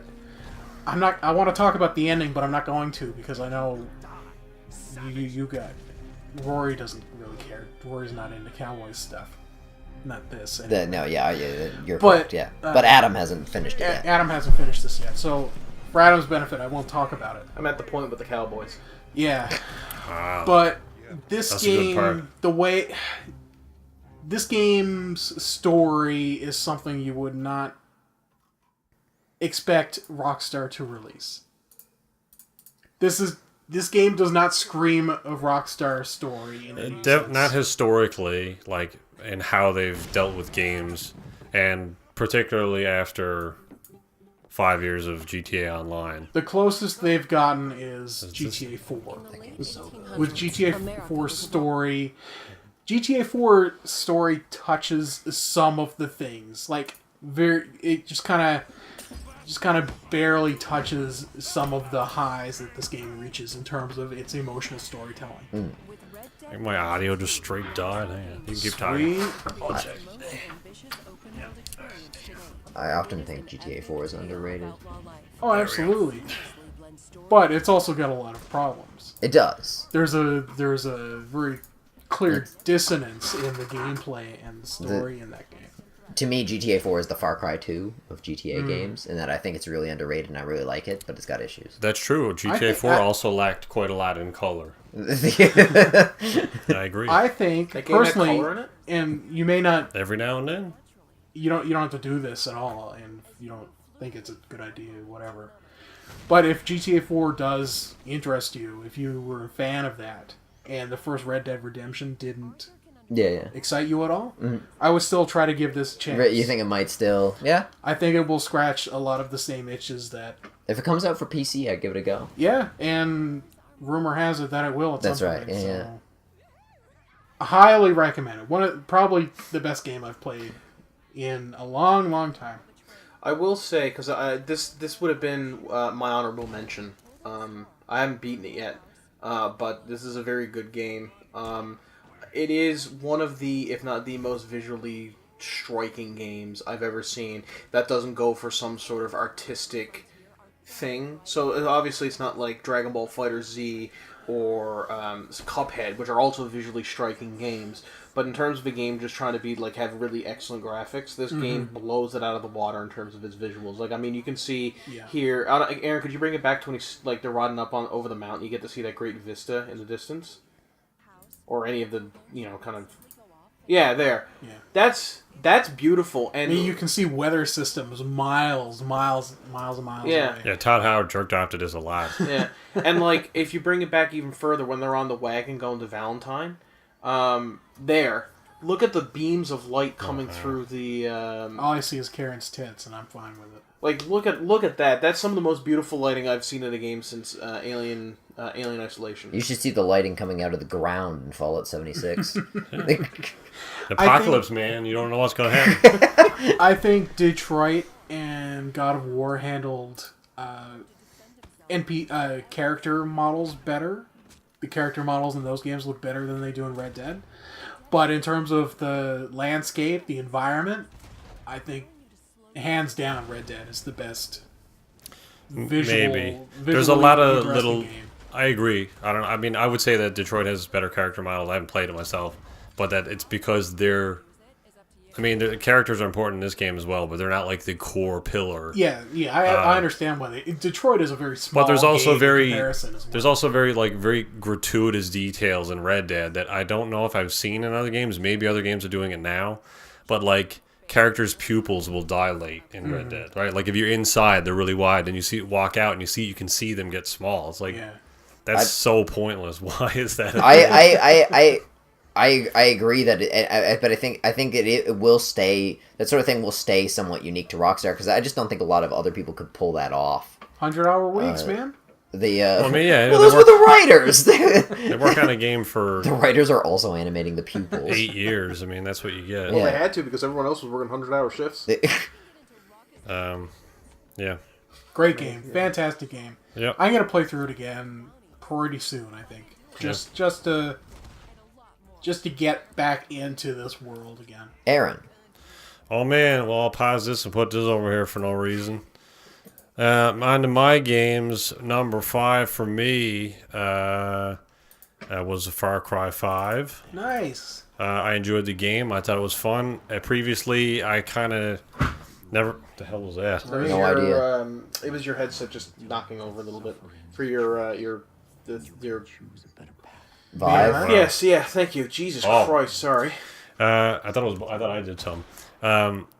Previously I hadn't really played Far Cry. I thought the aesthetic of the world, and I didn't like 2 at all, really. I've tried to play it multiple times. The dialogue is... I don't know. The dialogue in 2 feels like they gave somebody a VO booth for half an hour and they had to read the entire script in that amount of time. It's so fast. I don't understand. It is fast. So in that regard, it pulls me out of the game every time somebody talks. Far Cry 2 was not good because of its narrative. It's good for other aspects, but not because of that. I played it on PS3 originally, and the malaria, the blurring of the screen. I don't know if it was the PS3, the computing power, or just the way it rendered that, but the way the pixelated blur was nauseating to me, and that was it's malaria. Yeah, but it's realism. But have you ever feel the nausea. Have you ever had malaria to compare to how? No, thanks to Bill Gates, I don't have malaria. Anyway, so that's I really didn't get into 2. I didn't like 3 and 4 because that was a good this joke of the night from Aaron there. You didn't like 3? That's an interesting, unpopular opinion. I can't remember. Why didn't you like 3? Because I thought the narrative was stupid. It seemed dumb to me that like some college kids were going to an island and suddenly they're G.I. Joe. So that was kind of dumb. That's the narrative.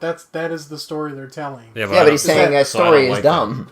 But the story is that anybody can snap basically and become a man. But I didn't get that anyway. It felt to me like, you know, you have Nacho from Breaking Bad come up and rob all your friends or whatever, and then you're like, oh man, better kill everybody. Yeah, science, man. It just seemed really like an unrealistic character shift to me. But you bring up the example of Breaking Bad, which is kind of an interesting one in this context, is it not? Yeah, but not really, because it took like 3 seasons for him to melt bodies in the bathtub. What? They do that in the first season? Well, whatever. My point is, he's not outright running down the street with an AK. Yeah, no, I agree. It's not as severe. Like, I'm on an island and Nacho's preventing me from leaving. I'll just kill 1,000 people casually. Who cares? Something like melting a body in a bathtub, contrary to my example, would be much more of like a realistic character shift, because that sort of thing would just happen, and also happen by mistake in the show. That's true, yeah. So like that seems like a series of events that are like they force you in a specific direction as a character, rather than staying a prisoner and having no other choices on this island and shooting everybody to leave. So that story, even from the original trailer, I was like, this is dumb.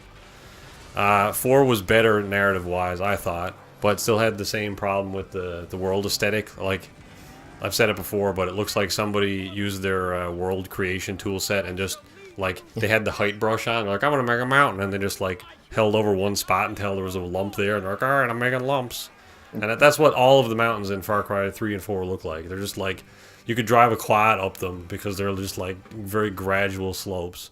5 fixed that, I think, because... Have you ever been to islands in the South Pacific? No, but I know when it looks awful. I have, Aaron, and it's 150% accurate. Thank you, Adam. Well, despite it being accurate, as sarcastic or not, it looked terrible. 5 fixed that because they actually made like rock meshes and planted them around to alleviate the very gradual, like Tony Hawk style quarter pipes going up mountains. But that's what mountains are in the South Pacific. I want to say I agree with Aaron. But that's what the mountains are like on that issue. Anyway, we spent too much time on this.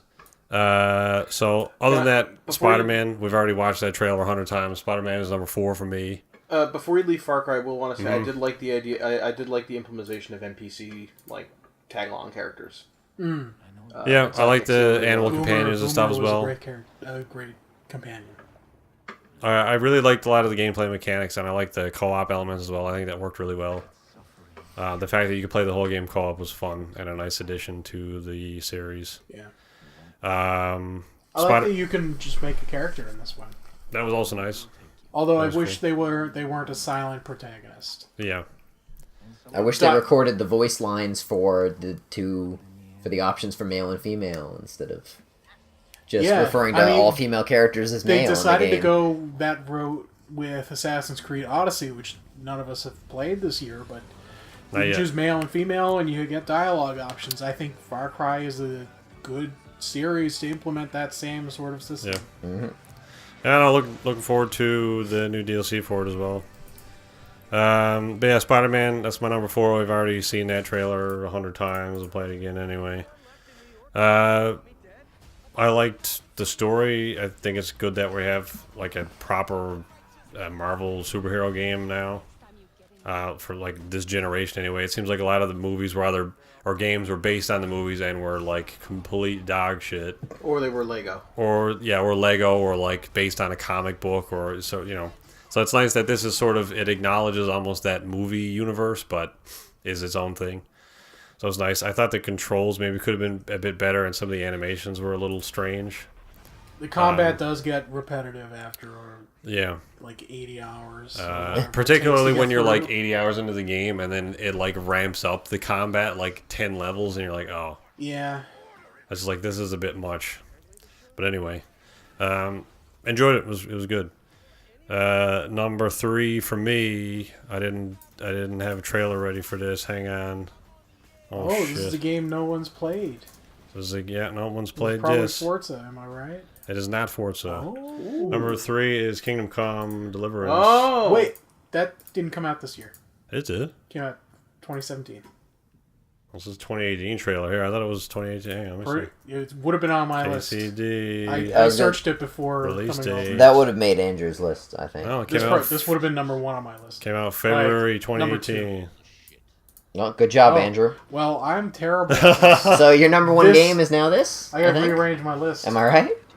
So yeah, you can your shot. scratch Red Dead off there and write KCD. So Spider-Man number 5, Tomb Raider number 4, God of War number 3, Kingdom Come Deliverance number 2, then Red Dead. What got axed? Out of curiosity. There you go. Far Cry? Detroit got moved Detroit. off the list. And the dog shit. Try again, David Cage. Yeah, let's talk about Kingdom Come. I thought this was a 2017 game. Guess not. Apparently not. Yeah, I mean, I really enjoyed the game. I guess it did a lot of really cool things. I like that it's like almost a Skyrim-like game, but realistic and maybe a bit more in depth. The combat is a lot more in depth. There's a lot the game does right. Yeah, I mean, Andrew would probably be better to talk about it because you finished it. I haven't finished it myself, but I really enjoyed it so far. I guess one of the main reason why it wouldn't be number 1 or higher up on the list is because Red Dead came out. Well, Red Dead, but it could be number 2. But I think maybe like the writing and sort of the way they convey the narrative is a little clunky. It feels almost more like Operation Flashpoint or Arma or something, and how they convey the narrative. It's not nearly that bad. No, but it is still a little janky, and it also had a lot of weird issues at launch. There's no black people in this game, so. Oh. It had a really weird save system at launch. I remember that. And some other like really. It still has bugs. A really weird save system. Oh, they haven't fixed that? No. Oh, well. It saves when you quit now. And just give me a quick save. Just give me F5 quick save. Yeah, you gotta install a mod to get a quick save. Yeah, I was gonna say, isn't there a mod? Yeah. I installed a mod, but I haven't played it since like they patched it. The game, in my opinion, the game is unplayable without that mod. Unfortunately, it's an interesting concept, but it doesn't work. Like what makes a lot of video games interesting, particularly ones that are massive sandboxes and you can play things 100 ways, is the ability to do that. So like when you punish somebody because they saved an hour ago and now they got to do all this shit again, it's not a fun experience. Want to hear something really fucking racist? No. I'm going to say it anyway. Go ahead. This game is better because there are no black people in it. Oh. I'm not elaborate. I ain't touching that. Because it sticks so true to the historical setting of where's the set? Bohemia, thank you. Yeah. Of Bohemia. I was gonna say like a Queen reference. I just had a.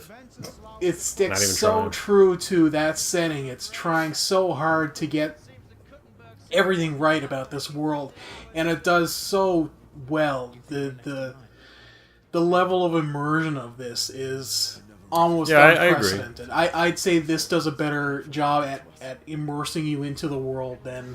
It's a weird like racial thing to bring up, but I agree with it. It's like you're not doing something to be inclusive for the sake of it. You're doing something to be painfully accurate. Warhorse Studios went into this deciding to make this as realistic as they could get it.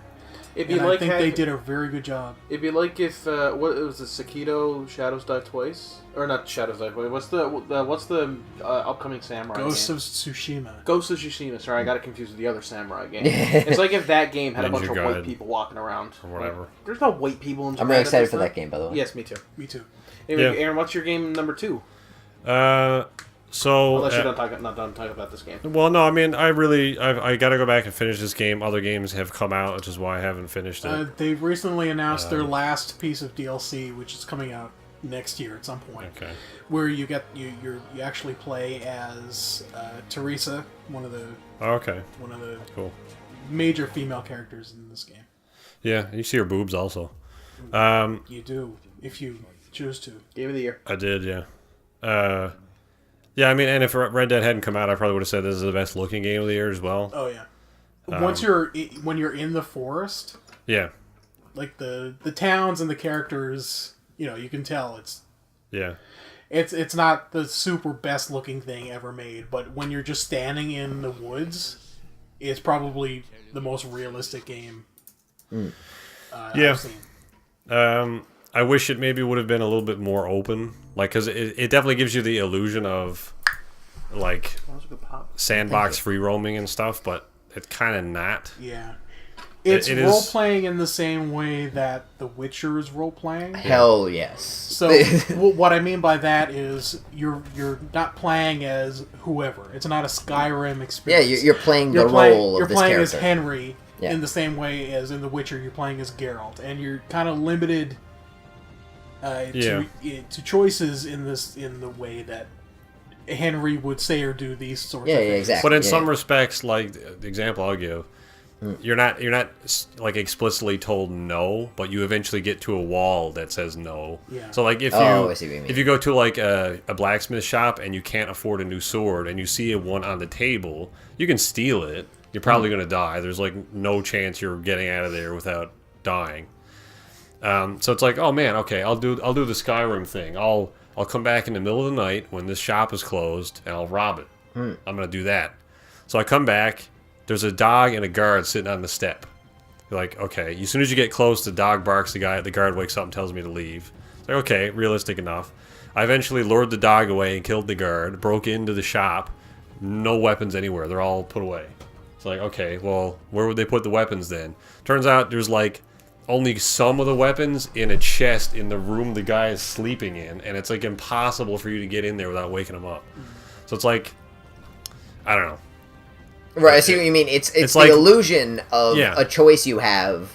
But there really isn't a choice. To do it's that, like, you ultimately just get chased and killed anyway. It's like you can't sort of beat the progress of the game. You have to play it how it's like given to you, I guess.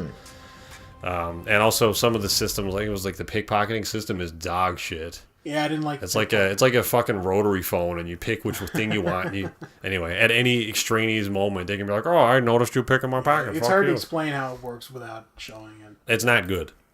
Yeah. Anyway. I once tried to explain the Oblivion dialogue system. That went well. Carry on, Aaron. Equally dog shit. Anyway, that was a good game. Second game of the year is Shadow of the Tomb Raider for me. I don't have a trailer for that. I'll bother as I close it. But I really enjoyed that for many of the reasons Andrew has already mentioned.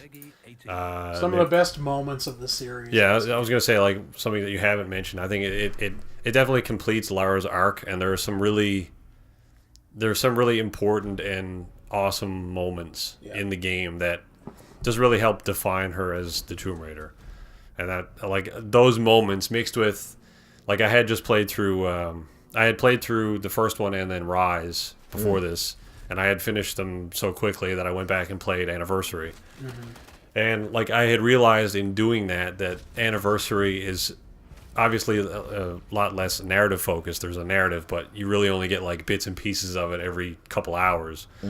That Anniversary is very, it's puzzle and exploration focused, and that was like the core of Tomb Raider that I was missing in the first and Rise, because they're very narrative driven. There's not a lot of breathing room in those two games to like just be alone with Lara in the wilderness and like exploring and solving puzzles.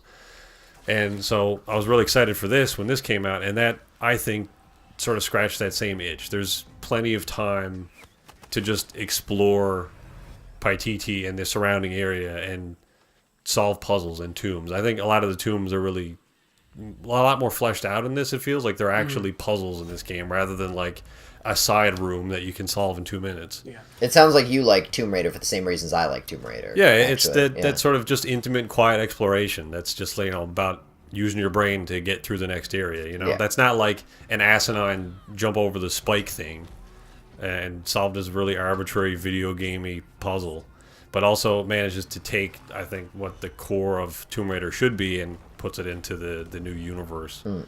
So I really enjoyed it for that. I will say this game had one of the most terrifying moments in any video game this year, where I'm creeping up on a dude to go to assassinate him, and all of a sudden this, I don't know what the fuck it was, because I'm not that far in the story yet, but this screaming, mask-wearing thing leaps from the jungle, tackles the guy, and drags him screaming off into the jungle, and I'm just like, I'm there at my knife being like, what the fuck was that? Jonah, we're going home. And I just start saying, if we're going to have me some fun, and I run out of the jungle. Bill? Is that you, Bill? It's Bill, dude. Anyway, really enjoyed that game. I really hope Camilla Luddington comes back to do another one. That would be awesome. And number one, everyone knew what this was going to be, Red Dead. I think you mean Woody's Roundup. Huh? Woody's Roundup? Wait, is this game really as good as everyone is saying? I don't believe you. I don't agree with you, but that's just... Why don't you agree? I mean, Andrew's already already said played like 5 minutes? No. How far are you? Chapter 5 minutes? No one's ever played a game for only 5 minutes.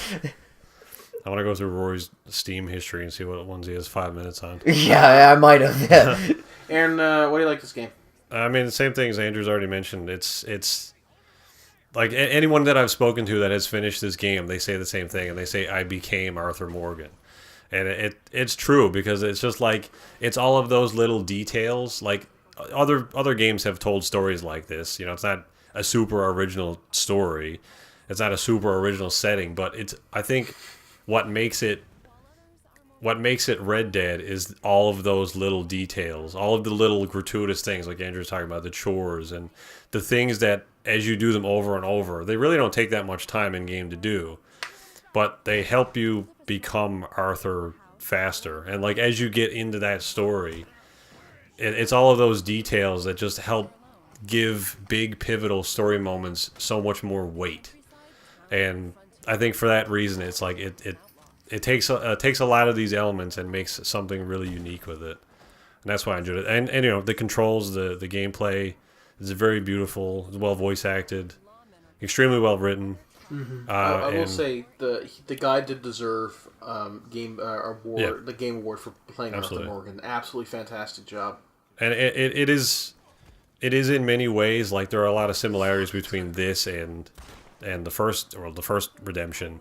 It is in many ways like a love letter to that game. It's like, you can see that Rockstar like played the game when they were, it began development in 2010. So right when the first one came out, they started working on this. And it's almost like, how could we have made that better? Like, how could we have improved this? And it's clearly been in the oven for a long time, because there's just so much detail. It's amazing. It's very good. And they take a lot of those systems that help make you believe that you're Arthur, and sort of also transpose that onto the horse as well. Like, you become very connected with your horse by the end of the game. Like, whatever horse you choose, it's like, that's my horse. You feed it, you bond with it. Not to interrupt for a massive amount of time, but I work in the same building that the place where I work. The office is attached to Sandy's, who's Pixel Junkies contributor. It's his house, and I work in the office kind of attached to his house. And I was in my office doing some work, and I heard somebody scream out "No" at the top of their fucking lungs, and I ran into the room to see what would happen. And his character was standing next to a dead horse, and I was like, what the hell happened? And apparently he ran his horse into a tree and killed him, and he reacted really violently because he had that horse since the beginning of the game or something, and he got really attached to it. Mm-hmm. So yeah, it's a great game. You should play it. I mean, you should give it a shot at least. I think it is a long game, and I think obviously there are some people that would prefer Overwatch to this. But I mean, it's sort of like taste, though. It's sort of simulation, and I think it's a good medium between being like KCD, like Kingdom Come levels of realism, like realism over the sake of brevity or convenience. Yeah. And this is just sort of that middle ground where there are survival elements, but it's also not. It's not too long to go out of your way to do those things. There is an annoyance hurdle you have to get over before you can really, I think, start enjoying it for what it is, though. there's a level of you have to get over. That's where I'm at right now. I don't know if I'm gonna get over it, but I am fucking irritated by the amount of simulation in this game. Keep in mind, I'm not a person who plays video games for the simulation anyway.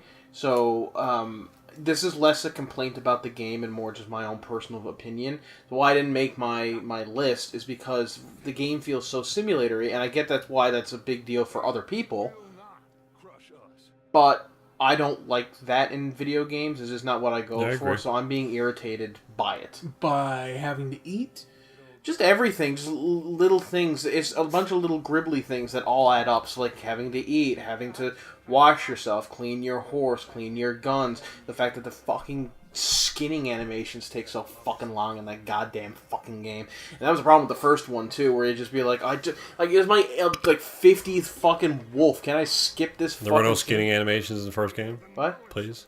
Well, there were. There was a stabbing the thing animation with some shitty blood splash. They tripled down in this game. Yeah. I will say, this game had the most surprising moment in any video game I've ever played. When I shot a rabbit and went to skin it, and I put my fingers in its anus and just ripped the skin off, or whatever. However you skin rabbits in that game.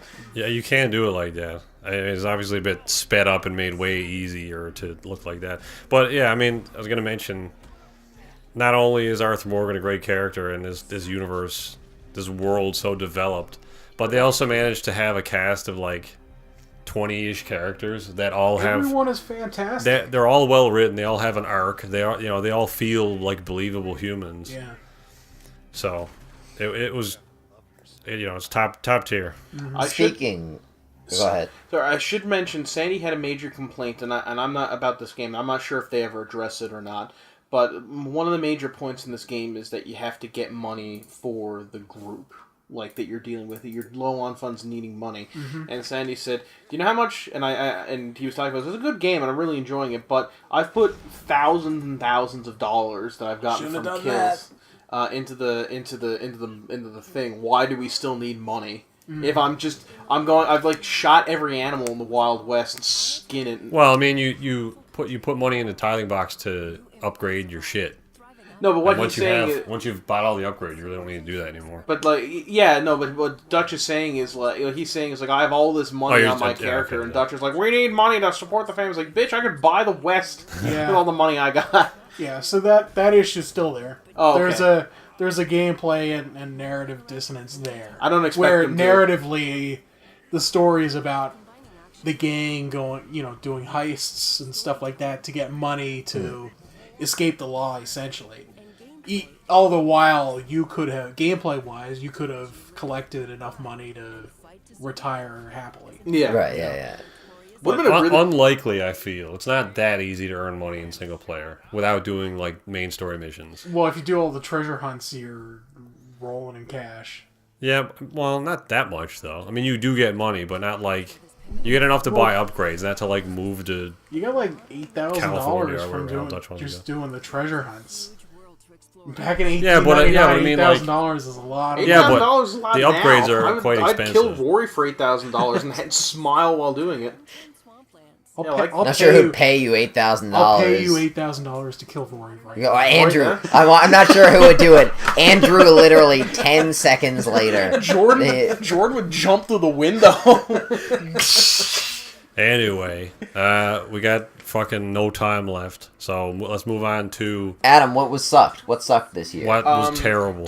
My least favorite game of the year was Vampire. A massive disappointment of a game. Oh, no! I thought it was going to be something... I thought it was going to be one thing, and ended up being something... You don't even bother bringing it up. I'm not even going to talk about it anymore. It was just a very big disappointment. And the worst movie of the year by far was The Predator. Oh God! I didn't watch that. That movie was fucking awful. Really. I forgot that came out. It's one of the plot points in that movie is they try to weaponize autism. Yeah. It's not done very well, and it's just a movie that it's just bad. It's just a bad. Miranda movie. Lawson is in it. They have a get to the choppers joke, but they're talking about the fucking bikes. It's so bad. There is one really cool scene in the movie where the Predator, like, you're getting security cam footage of the Predator killing soldiers. I'm like, oh man, it's like SCP, an infinitely better thing. But yeah, no. And fucking what's his name? Theron Greyjoy. Alfie Allen. I will say, and my second least favorite movie of the year is fucking Ant-Man and the Wasp, because that's a movie that I feel like everybody just didn't want to do, and everyone was really tired just phoning it in. Paul Rudd is, who I like as Ant-Man. Except Evangeline Lilly. She was like the only one who was awake during the filming. She's never not good. She always turns in her best. She's the only reason that the film, like, that the film is worth seeing. She was in Lost. Was she? No. Yes, she was one of the main characters in Lost. Oh, was she? Yeah, you know that she was in Lost? Anyway, did not like this movie at all. Oh, really? I know you weren't, like, super up about it after we saw it. I didn't realize you hated it as much as you did. It's just because if it wasn't for Iron Man 2 and Thor 2, this would be the worst Marvel movie in my opinion. Right now it's number 3. It has some good things, but it's very forgettable. Only see it if you're like a Marvel fan. You should probably go see it for the Marvel lore, I think. That's what I mean. Yeah, it's okay. Anyway, what were yours? So my worst movie of the year. So I almost liked every movie I saw this year. Yeah. But there was one exception, which is I actually did see the second Mamma Mia film. And there's something sort of rather interesting about it in that, we all know what Mamma Mia is about, right? They sing ABBA songs, right? In Pierce Brosnan. Do they, though? Yeah. Oh, okay. They're not original songs? Isn't it called Here We Go Again? Yeah, this is called Here We Go Again. Yeah, so I watching the film, so I'm not a huge ABBA fan. Somebody got to get Amanda Seyfried a job. I obviously, she's terrific. Not maybe necessarily in this, but she's a good actress. And it has a lot of great people young acting. Howard Stark in there too. Dominic Cooper, that's right. Shout out to Preacher if you watch Preacher. So the thing about this movie, I'm not a huge ABBA fan, but I do know a lot of ABBA songs because it's fucking ABBA, and we all know a lot of ABBA songs. And all of the ABBA songs that I knew were in this movie. And I said, how is that possible? It's the second movie. What ABBA songs did they sing in the first one? I checked online, and they sing all the same goddamn songs. And I'm wondering now why there was a second one, because I hadn't seen the first one. See, this one should have been, where the first one was about ABBA, the second one should have been like the Bee Gees or something. And this is the worst movie that Stellan Skarsgård has ever been in. Oh man, what happened? You remember how good the girl with the dragon tattoo was? Yeah. Now this. Which one? The American remake. The original was amazing. How similar is the story to the first one? I don't know. I've never seen it. Oh.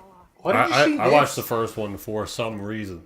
Oh, so you've seen the first one, and I've seen the second one. Okay, Aaron, intricately go through the plot of the first one. I don't remember it at all. There's a house, and they fuck around singing for 2 hours. Yeah, well, that's what happens in this one, too. And Pierce Brosnan regrets being not James Bond. The plot is very similar. And I'm thinking it's called Here We Go Again, because it's basically the same plot, and they sing all the same songs. James Bond is the best Pierce Brosnan has ever been, I think, and he's been in some good movies, but I think James Bond... Have you seen The Foreigner? The Jackie Chan film, yeah. It's on Netflix, actually. Yeah. You can watch it on Netflix. Are we talking about something else, like Turn Us Off? Yeah, sure. That was my worst thing of the year, because I didn't play any. What's your favorite ABBA song? Waterloo. Truthfully, Waterloo was going to be the one I said, like, maybe half jokingly, but... The Chain. How many times do they sing Waterloo? That's only featured in one Mac. In the. I didn't want to have to explain. This movie would have been a lot better if it was Fleetwood Mac songs. Yeah, that was awesome. Listen to the wind blow. What was your least favorite? Oh, my least favorite things this year. Worst movie, I have 2. Number 1, Ready Player One. One of Aaron's honorable mentions. I thought it was a decent movie. As a movie, it's fine. As a Ready Player One adaptation. Ready Player One, they've changed way too much, and narratively, I think the movie suffers for it. I don't disagree, but I was... Yeah, okay, go ahead. A lot of things just don't make sense anymore. Well, they make sense in terms of the movie, but a lot of the same characterization of Well, the characters themselves are worse off because of the changes that they've made. I will say it was pretty cool that we got to see the Iron Giant fight Mechagodzilla 1. Yes. That was awesome. That's cool. In fact, if I could just get a movie of that, like an hour and a half long fight scene between the Iron Giant and Mechagodzilla 1, that'd be the perfect movie. But as, like, the tests to get the keys, they're pretty much completely changed, and... Yeah. You mean they don't go through Tomb of Horrors? No. It's dumb. Damn it. The way they've changed it. They've changed it to be very accessible for an audience, which, makes sense. Well, but yeah. I mean, it does take place in the future, so it makes sense that there's more but James Halliday things. is supposed to be a super D&D geek. Why would he make the challenge a race? It's dumb.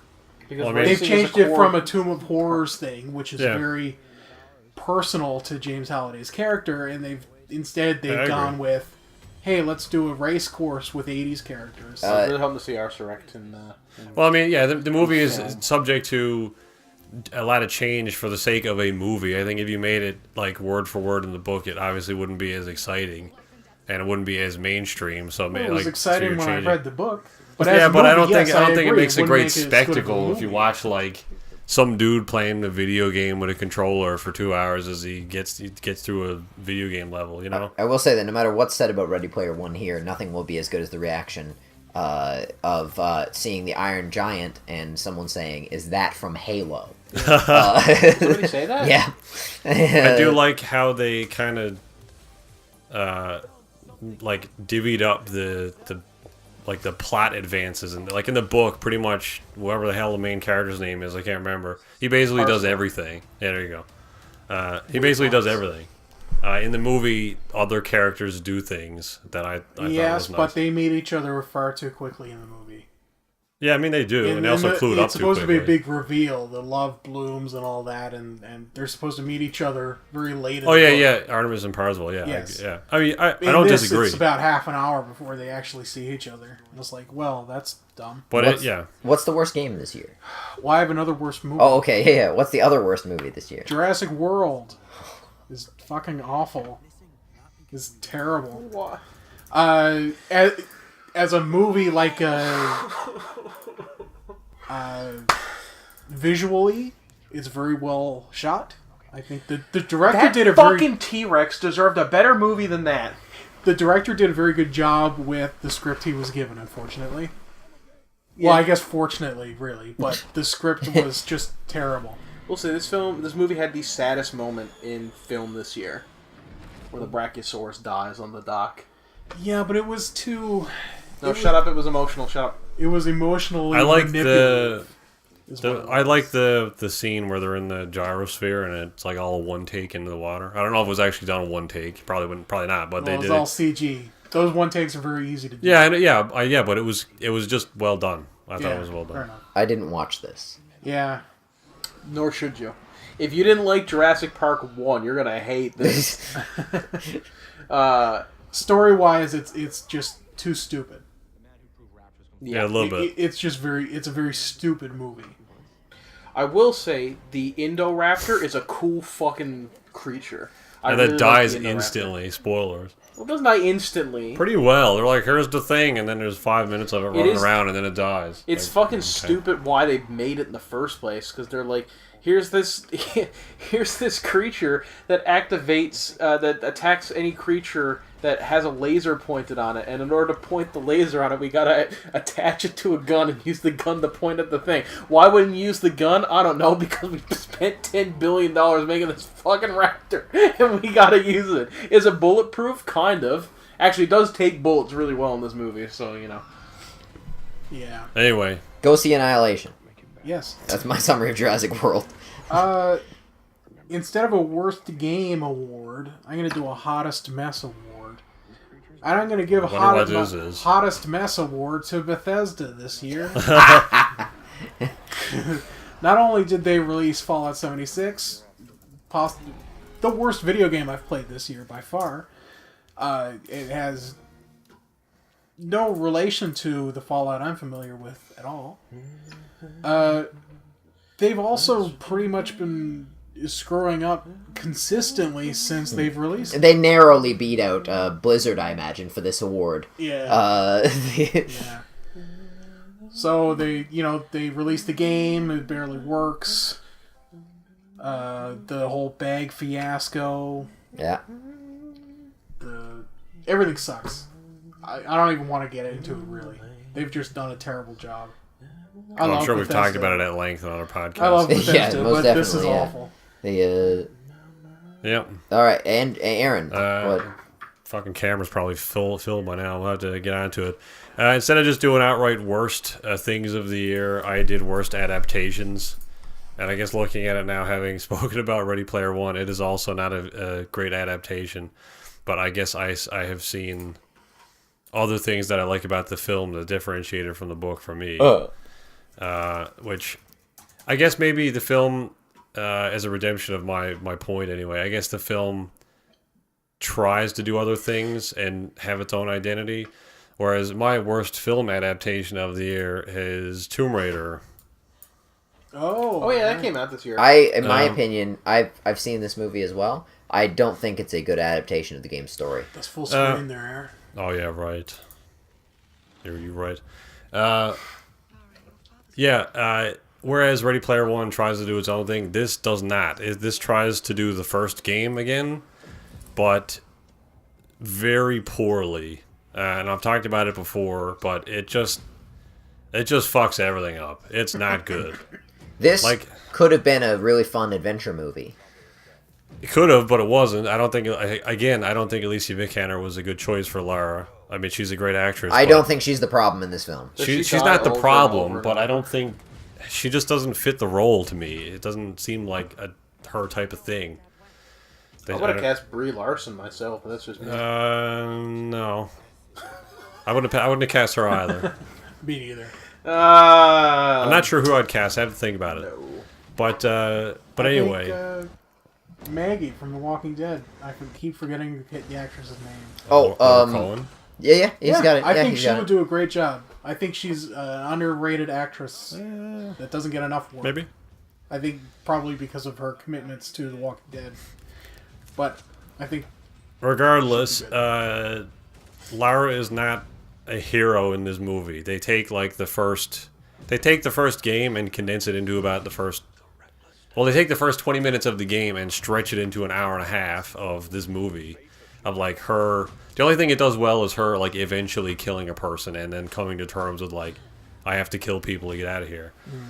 But then everything else, her father's still alive. Everything that she does as a character is not of her own accord. It's because she has to. So she doesn't become the Tomb Raider because she's sort of given this path. And this scene is literally, this is the after credit scene right here where she gets her two guns. So she doesn't have her two guns the whole movie either. It's just a dumb movie. It's not good. It's not well made. The two guns aren't even iconic to the character in the reboot. Yeah. So it's strange that they went with that. The first half an hour is her on a bicycle as because in the story in the movie is that she has inherited the mansion because her father disappeared for some reason.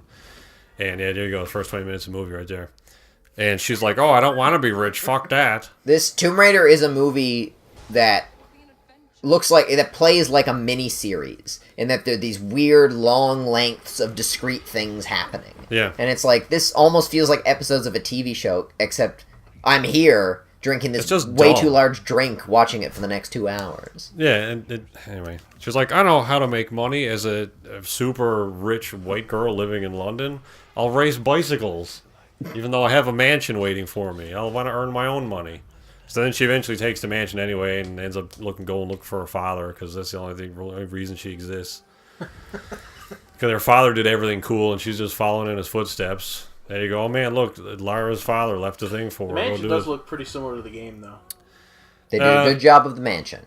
some of the aesthetics of the movie are pretty close to the game, and that's where it ends. Everything else is dumb. Well, yeah, because they had a perfect blueprint for how the movie should look. I somehow enjoyed this movie. I don't think it's very good. It's not good. I had fun. That's my also, summary it's of worth this noting movie. that they spent like 20 minutes building up Lara to like kill this guy, and that's like a big pivotal moment. Yeah. But then like 5 minutes later, this Asian guy gets an M4 and starts mowing everybody down on the hill. And he's like, "Go, Lara, I'll save you." It's like, remember who the fuck are you? Remember when Daniel Craig was in the first Tomb Raider movie? Yeah. It was weird. Yeah. Was he? Yeah. He was in one of the... Was he Lara Croft? Yeah. Oh. He was Lewis Croft. Daniel Craig was in Munich. He doesn't get a lot of attention for that, but that's like one of the best movies ever made. Yeah. Anyway, that's my worst adaptation movie. My worst adaptation game of the year. Worst adaptation game. As in terms of like adapting. It's not. Something This exists, isn't even really. yeah. Not even really an adaptation, but I guess maybe worst understanding of the property. Well, to be fair, it's a terrible adaptation. Surprisingly of West not Virginia. Fallout. Oh, okay, never mind. I think it was going to be Fallout until I realized another game came out that's also. Oh, it's going to be Battlefield 5. Nope. Oh. I thought it was going to be Battlefield 5. I don't think I ever played Battlefield 5. I haven't. Dragon Well, I Ball haven't Fighter played Z? this game either, but I have seen a lot of gameplay of it, and I think it's worth.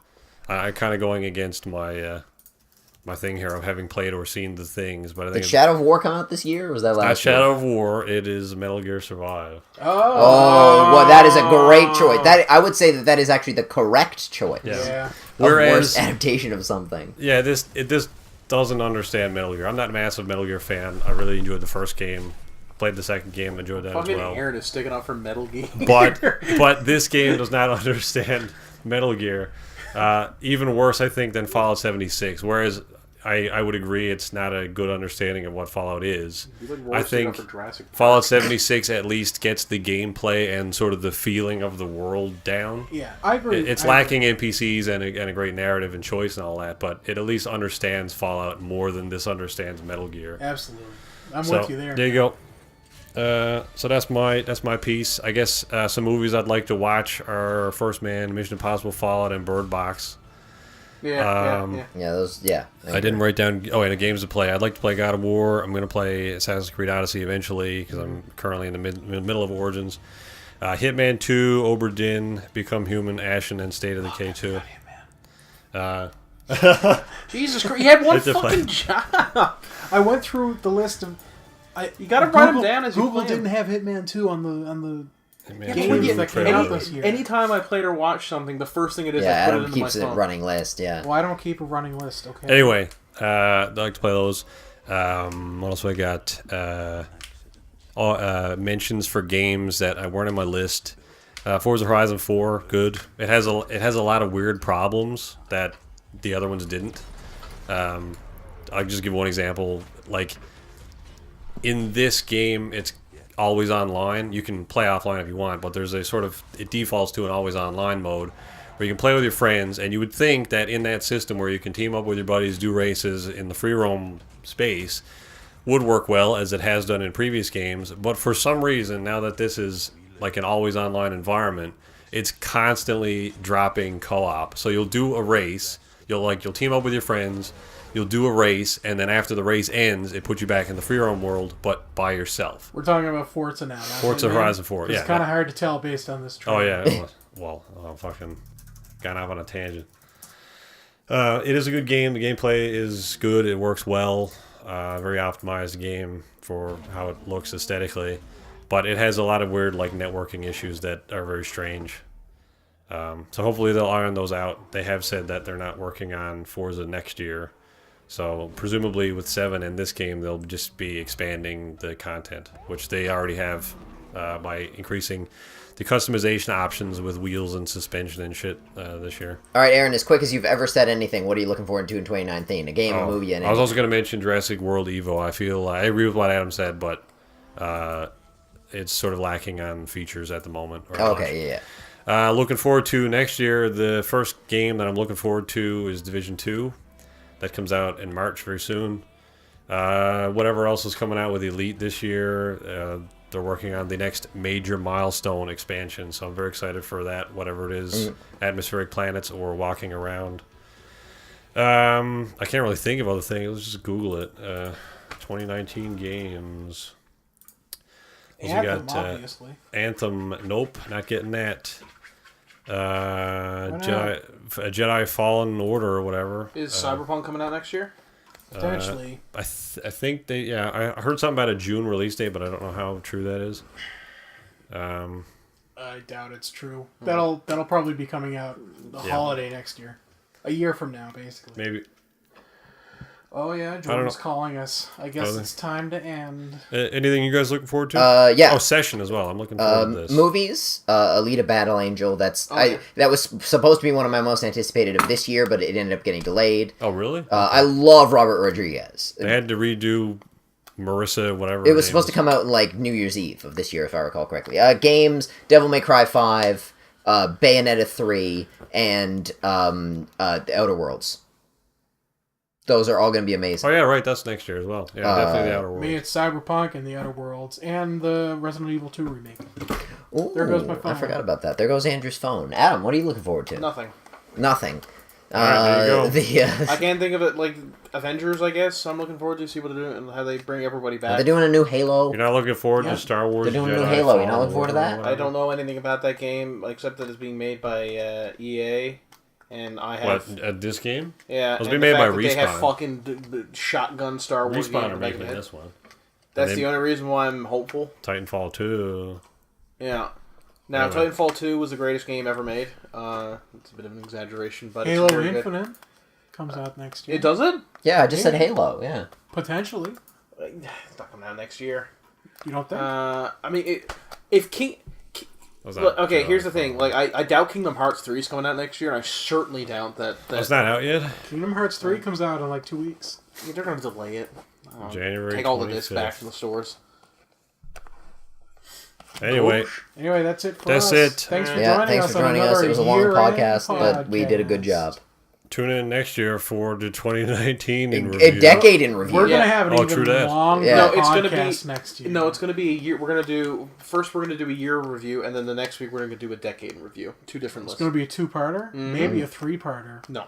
Just a 2-parter. Maybe we'll do a 3-parter. We're not going to do a 3-parter. Maybe we'll do decade in anticipation, all the things we're looking forward to. Red Dead's going to win the decade also, so... Tune in for the same winning games in the decade. We should do 3 parts, but the 3rd part is going to be a decade in review in comparison to the decade before. So we'll do the 2010s in comparison to the 2000s. No, what we're going to do is Andrew's going to list everything from the whole decade, and we're all going to chime in. Yeah. All right. And if you haven't played it or seen it, you don't say anything. All right. We'll see you next time. Bye. Bye.